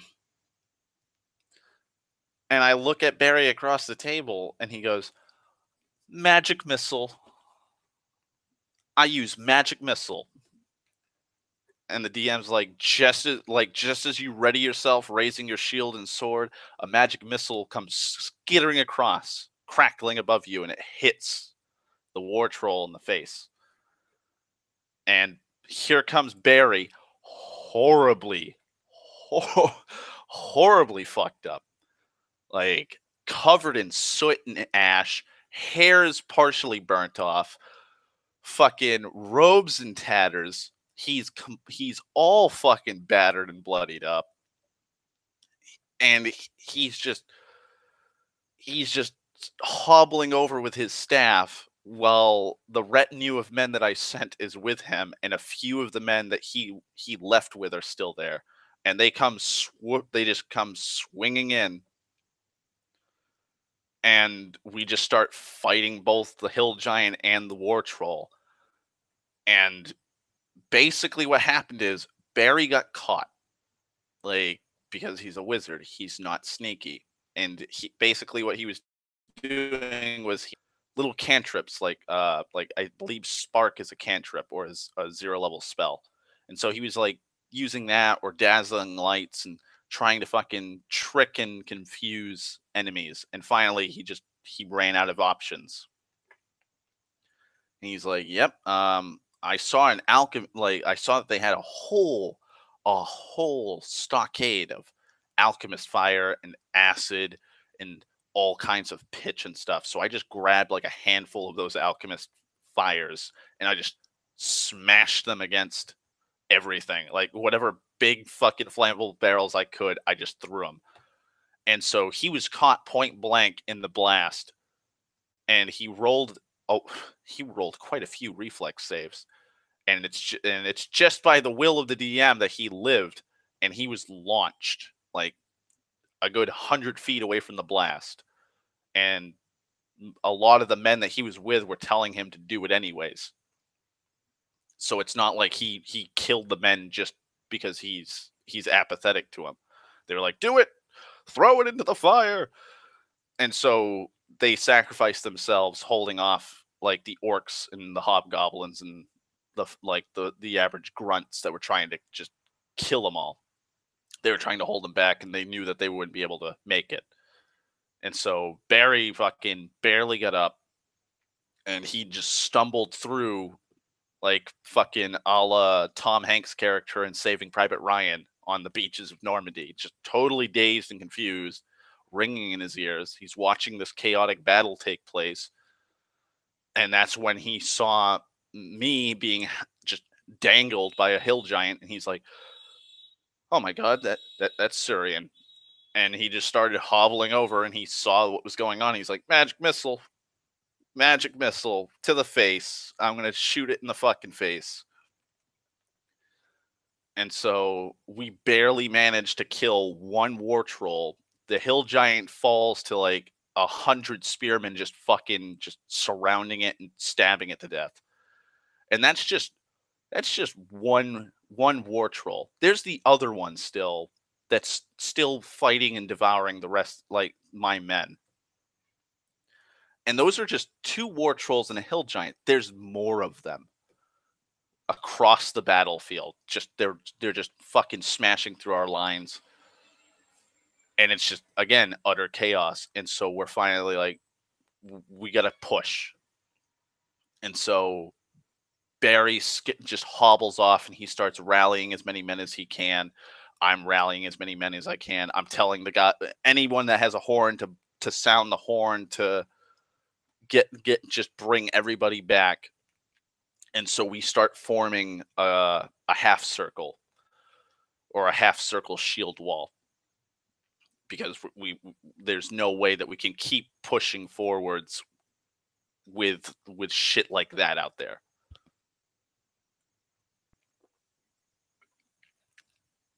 And thankfully, that's around the time that my grandfather started to push more. And I started hearing his horn, and I guess he was doing hit and run tactics with his cavalry. By that point, most of my cavalry had already died in the first assault.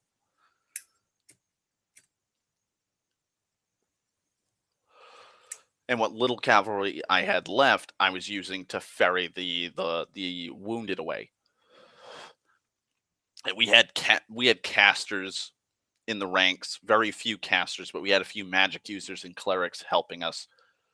But it was mostly just ragtag footmen fighting tooth and nail. And so my grandfather we finally started pushing and funneling the enemy into a column. And so we started using, because now that the smoke is clearing, whatever the fuck kind of magic or items they had used to kind of obscure the battlefield are clearing off. Our archers could start picking off the trolls and the giants and ogres. And the few ogre mages they had were still being a fucking prick to us. But we were swarming them. And so we finally start making progress. And that's when the enemy starts receding. They start moving towards the gate. So half their force just decides, fuck it, we're going to just smash through the gate. and the other half's like, fuck it, we're leaving. Like, we're gonna try and draw out their forces to chase after us. And I was like, no, no, I'm going to sound the horns. And so that's when our 3,000 cavalrymen in reserve finally came over the ridge and just smashed into their lines and just shoehorned them back into the fucking kill zone that we like, just the kill zone we had made. And I'm guessing once Jess saw that, that's when once the battering rams and the giants were just starting to punch the gates again and try and break through the fucking makeshift barricades. That's when she's like, I open up the gates.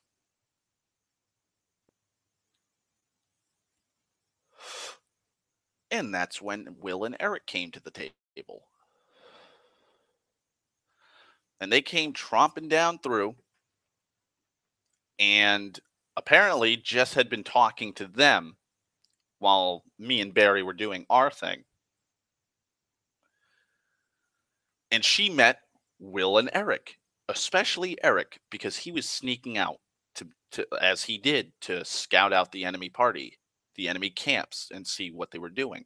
And he saw that they were preparing. They were finally going to prepare a final, full on, just fuck this city, burn it to the ground kind of thing. And then once that explosion happened, he was like, oh, something's going on. And that's when he saw Jess and her contingency of soldiers moving around the city, skirting the castle wall, ready to go in.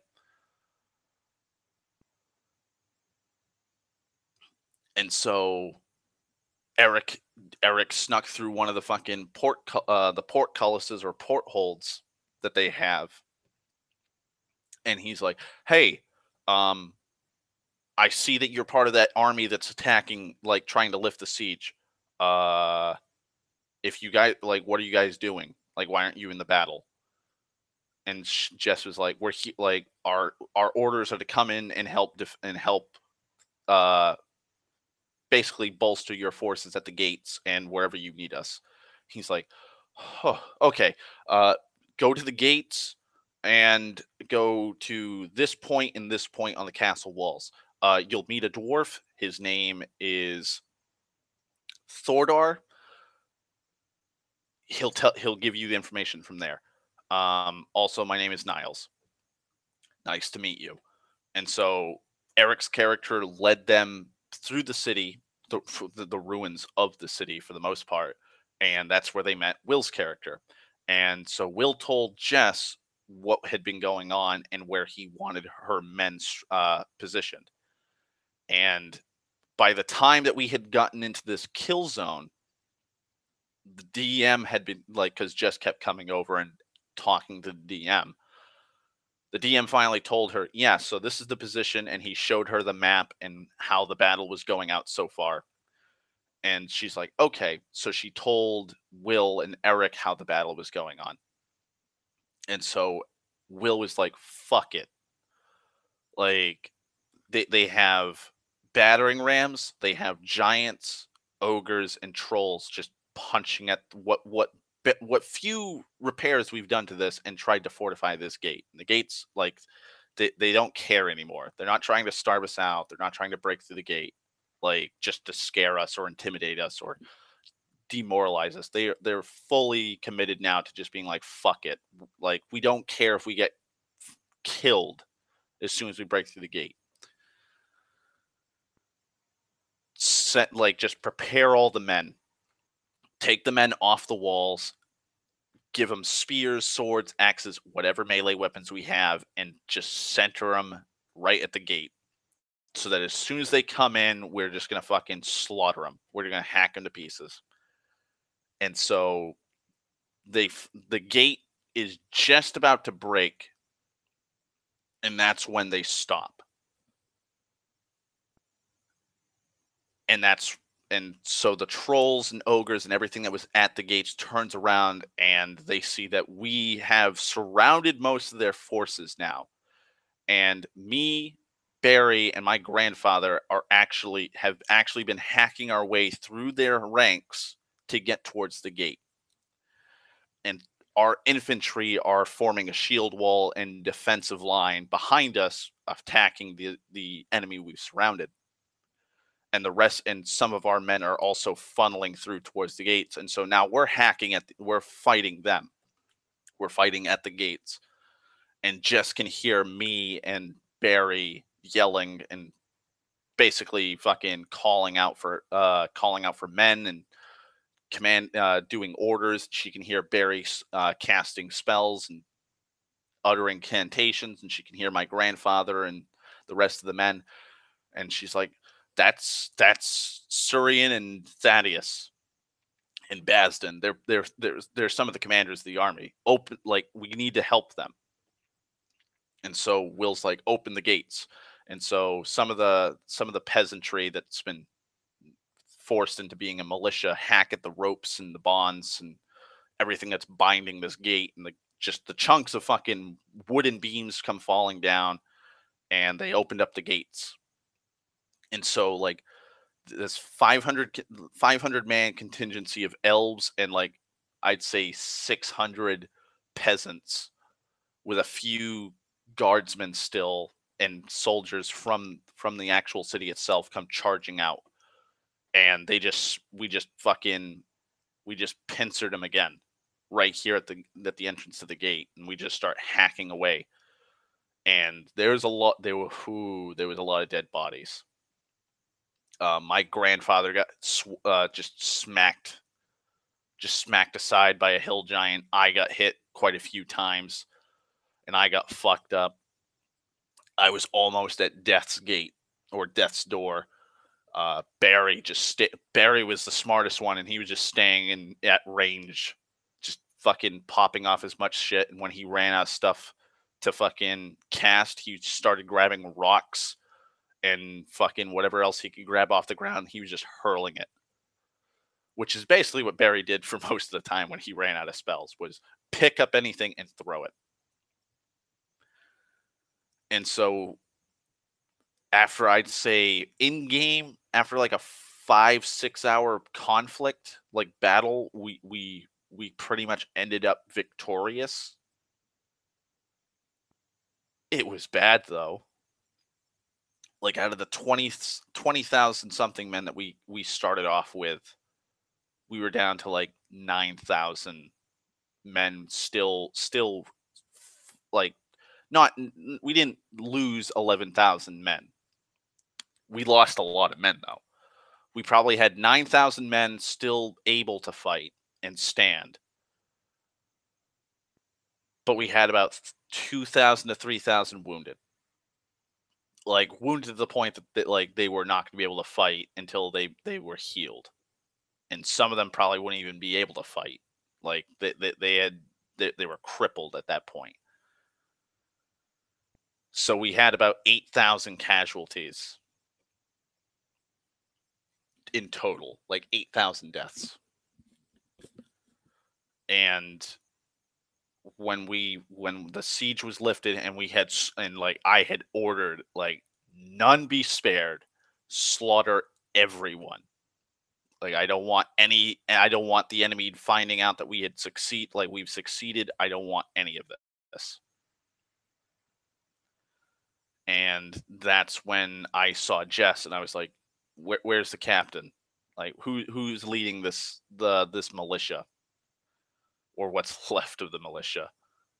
And she's like, this dwarf. And I'm like, what's your name? And he goes, my name's Thordar Ironstone. And I'm like, the pleasure, like, hail, like, it's good to meet you. I'm thankful that you must be captain of the guard here, and I'm pleased to know that you've held out steadfast against this enemy. He's like, I'm not the captain of the guard. And I'm like, okay, well, what are you then? He's like, I'm just a mercenary. Like, I've been stuck in the city, and the captain of the guard died probably 4 months ago. Arrow to the chest. And I'm like, oh, well, I'm still thankful that, you held the line. Like, city would have fallen without your help. And he's like, yeah, well, thank you. But like, I'm not the only one. Like, everybody here fought to the last man.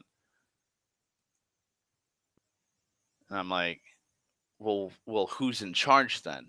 Like, if you rallied these men, like, there has to be someone left.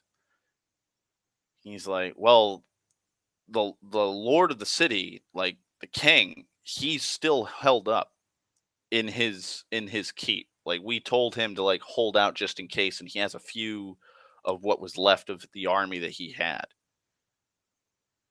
But like, I don't know. Like, he probably knows now, and he's probably coming here to finally to like meet with you and the rest of your army.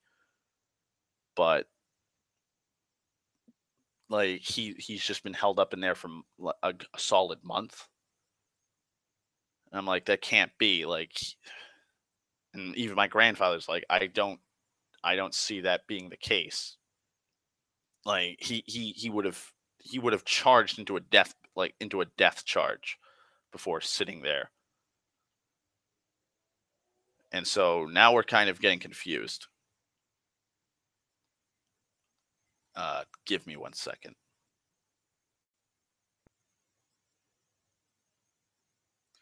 Do do do do.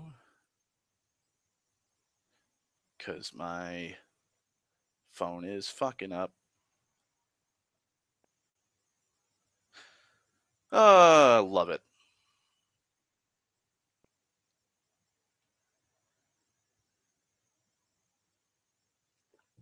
Love it, love it, love it.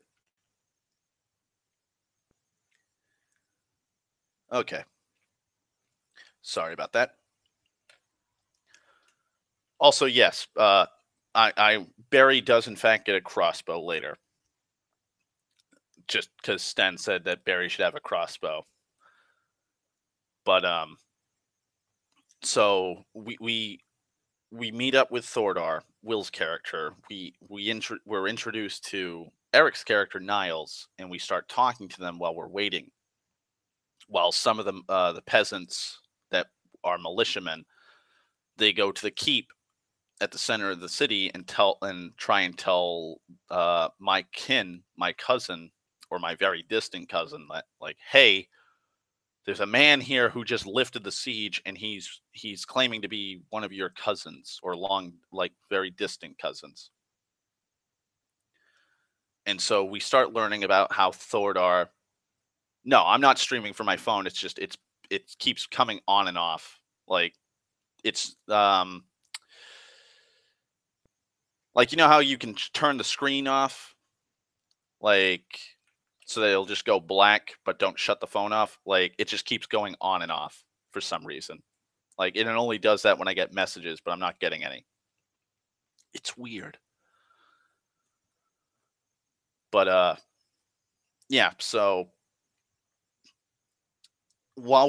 so this is how we find out how Eric and Will just lumped up to be in Prewa. Basically, they were just traveling from one city to the next, avoiding the conflict, because Will wasn't really into fighting for the Middle Kingdoms. And he was kind of the bodyguard. He's the bodyguard to Niles. And Niles is a thief. And so what Eric's character was trying to do was he was trying to turn a profit because of war times.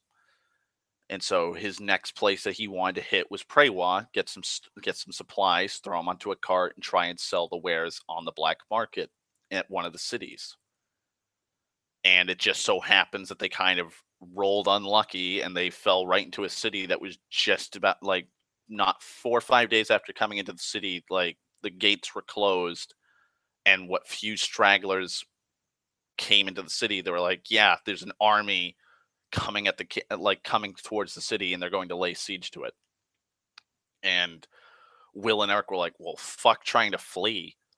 Like, they're probably going to think that we're like messengers or something, and they'll try and kill us. And so Will and Eric sat there in the city, and as time went on and they saw that more and more men were dying, Will was like, fuck this, I'm going to try and help the best I can.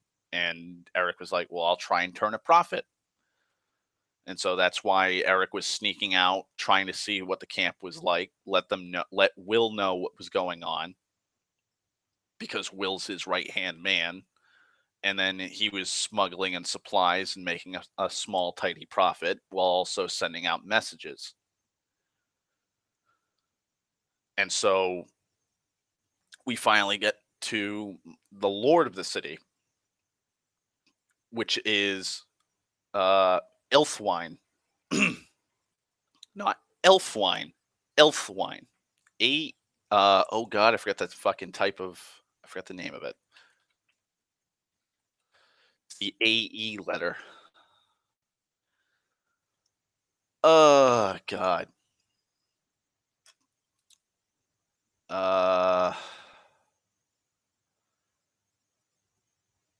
Fuck. I don't even know if it has a name.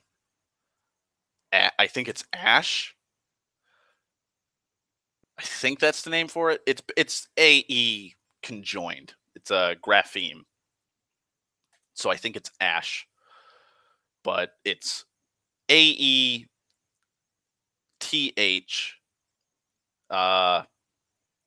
sorry, AELTHWINE with an umlaut on top of the E. Exactly. It's hard to make a profit if you get killed in a siege. But Eric did have a plan. If all shit, like if shit hit the fan, he was gonna smuggle out Will, like, because he's true neutral, bordering on chaotic neutral, where he's like, fuck the rest of them. Like, I made my profit. Like, you're my bodyguard. Like, I'm paying you to protect me. Like, if the city falls and there's no fucking saving it, like, you and me are out of here on a boat. And like, he had even hidden a boat at one of the docks and had it fully stocked with supplies. And they were just gonna hop down off the river at the cover of night and just just slip on through down as far as the river was gonna take them. And then they were just gonna try and fucking find another safe place to go to. And so we meet up with Elfwine, my cousin, my very distant cousin, and he's just completely. I would say it's like a blue screen of death with him. Like, he's distant. He doesn't know what to do. He doesn't know what to say. And I'm like, why? Like, why didn't you? Like, why weren't you? Like, this dwarf here helped defend the city, and you haven't done anything. What the fuck's going on? And apparently, his son and wife were killed while trying to boost morale. Like, his son was part of the guard. He wasn't captain of the guard, but he was, like, I guess, like a squire of sorts. Like, he was like a batman or an aide. Like, he was a guard, but he was assistant, or yeah, he was like an assistant to the captain of the guard. And so when it was his time and he had come of age, he would become captain of the guard. And so I guess he got an arrow to the fucking eye. And so he died. And then his wife was just total fucking just mourning, just racked with guilt and grief. And she just took her own life because she just thought it was just a fruitless endeavor to try and hold out, because they had sent out message after message. Nobody was coming. What few forces actually did come were just completely wiped out. And so she thought all hope was lost. And so he's just racked with guilt and loss and regret. And so we basically had to spend a fair amount of time trying to snap him out of it so that we could try and actually have a full-fledged conversation with him. And when we finally did break through, he told us, like, you guys can stay here and you guys can hold out and set up camps and recover, but like there's barely anything here for you. Like I can't give you any supplies. We don't have any supplies. Like we don't have the manpower to just like we don't have men. We don't. Like I don't know what you want me to do. And that's when Barry and Jess said, what you can do is you can come with us. Like fuck the city. Like yeah, it's a strategical point for the Western Fringe and it holds like it's basically like a critical on a critical road heading towards the mountains. Yes, it's highly strategical. The walls are crumbling. The gate was being held together by fucking just timber beams from houses, ropes, chains, you name it. It was all just being fucking it basically duct tape and paper clips were holding this thing together. At the very end of this fucking like at the very end of the siege, like that's all they had left. Like the city is undefendable. There's no way you can defend. Like we slaughtered every fucking foe we possibly could, like down to the last man. Like there's no messenger coming in or out to tell to let anybody know like, hey, we lost the siege. For all you know, like the enemy thinks that the siege is still going on. Come with us. We'll bring your men. Like once the dead have been buried, the wounded have been met like just bandaged up and taken care of. We're going to start a slow march to Rithreed. And Will at this point is kind of just disgusted because he's a warrior, like, and he kind of thinks it's kind of sickly that like yes, like he understands that yes, his family is dead, but that doesn't mean you just drop everything. Like you have the responsibility of commanding your forces and the city and the well-being of your people. Like yes, your son died in a freak accident. Just a random archer beyond the wall saw like you didn't even know it was your son. Just saw a guardsman peer across the parapets and fired, and he scored a lucky shot and killed your son instantly. Yes, but that's war. That's the tragedy of war. Like you need to fucking steel up. And so Will is like, you know what? Fuck this. Like I kind of can't just leave. I can't. I can't sit around and not do anything. And Eric's like, wait, what? Like, well, I've got like 600 gold pieces in my fucking pouch right now. You know, like we got orders to do. I have shipments, profits to make. Don't become a big damn hero. And Will's like, no, like I was a warrior. Like I fought in the war. I fought in the war before. Why do you think I'm a mercenary now? Like, but you know, like this guy right here helped some of my kinsmen in the mountains trying to come here to lift the siege. You saw what happened here. You can't make a like again, can't make a like as Tom said, can't make a profit if you get killed in a siege. At some point, like you're gonna get caught and you're gonna get killed. Least you can make, and then that's when he got him. He's like, you can make a profit if you're on the winning side.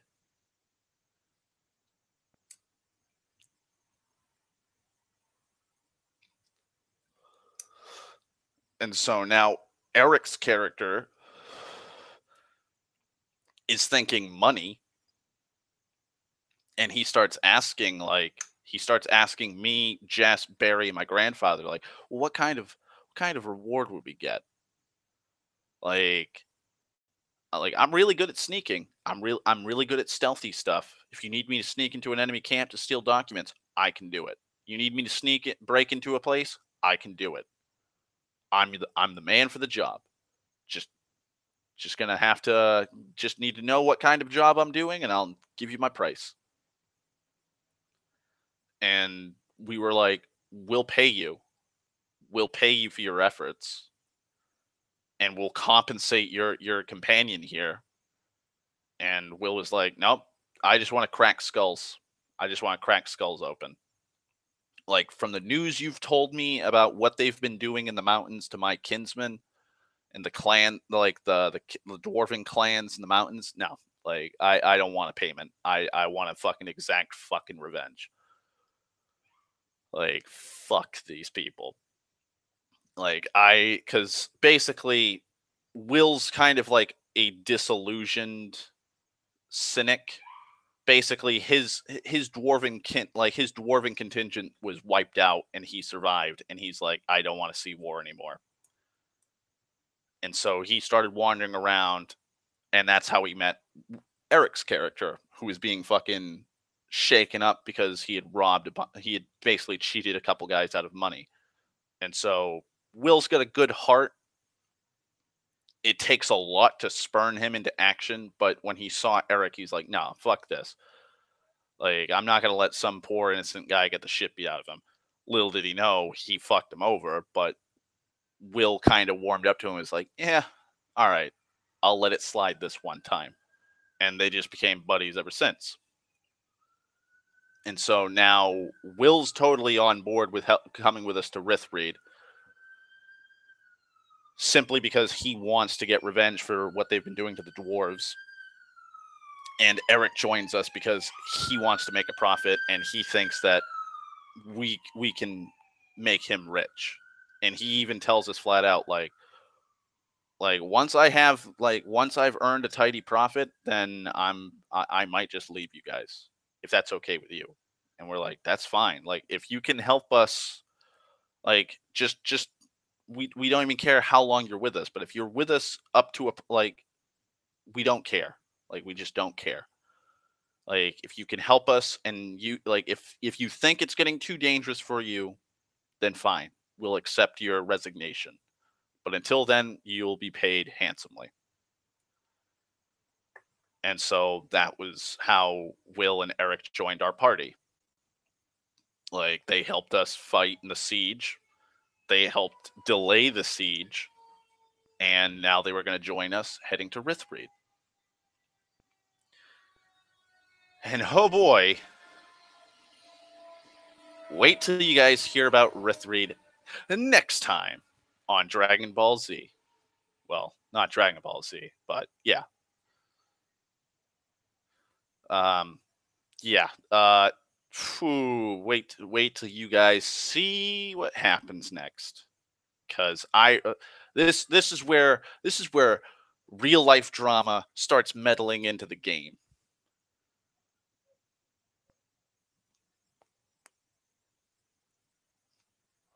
This is when real life starts meddling into the game.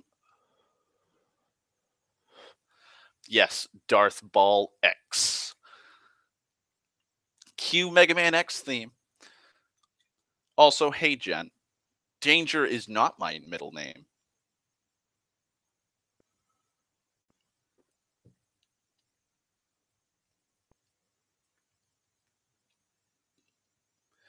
Fuck is wrong with my lighter? Oh, just a little bit of fucking grit from the wick.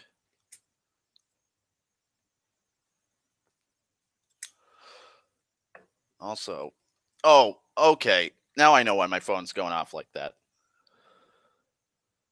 It's because my upload. Jesus, 8:30. I started uploading it. 2 GB down, 1 GB left. Whew. Fuck.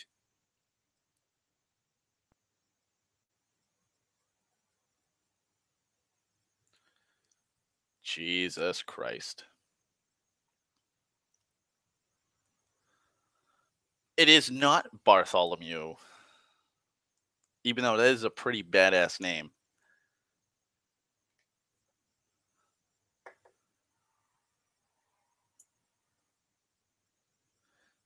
My middle name is Evil.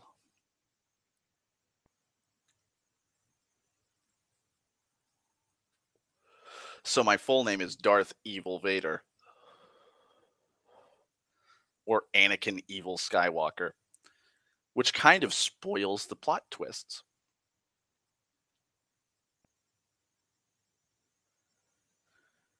There we go.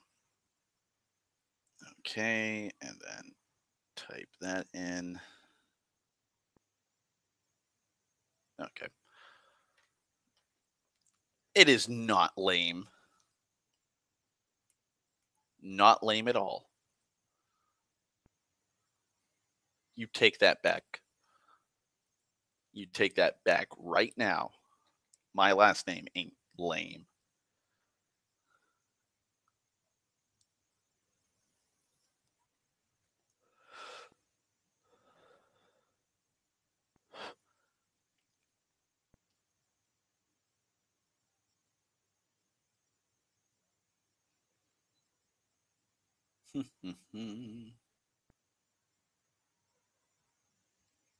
Oh, come on, Facebook. Load on my phone.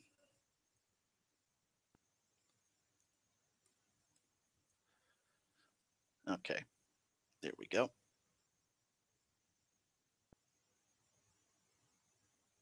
There we go. But yeah. Oh, Christ. Hang on. I got to see when I.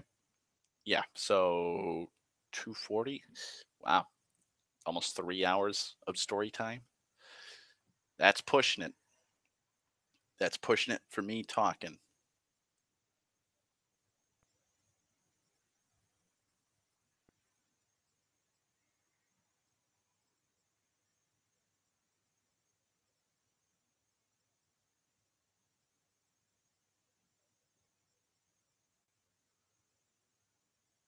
Let's see.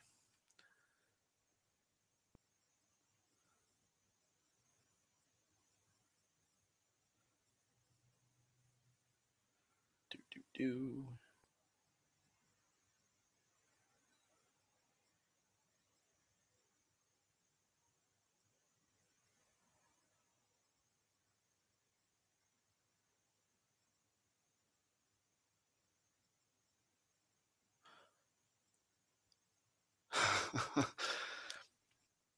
It's a lot of talking. My mouth is, well, my throat is very sore from all the talking. But yeah, I think it's time for me to relax and unwind. Enjoy the nice rain that's happening outside that I'm missing and the drunks from the feast. So, thank you guys for coming. Thank you, Sten, Tom, and Jen, and anybody else who listens to this. Uh, I will try. I'll try and do another one because it's Saturday. So I'll try and do another story time like this Wednesday or sometime next week. I know I'll do it next week, probably around the middle of the week, because I'm not going to be having work for a few days. So plus I have work in the morning for like an hour or two cleaning up the feast. So I'll talk to you guys later. I hope you have a wonderful evening, a wonderful Sunday, and I hope the rest of the week is good for you guys. I will talk to you guys later.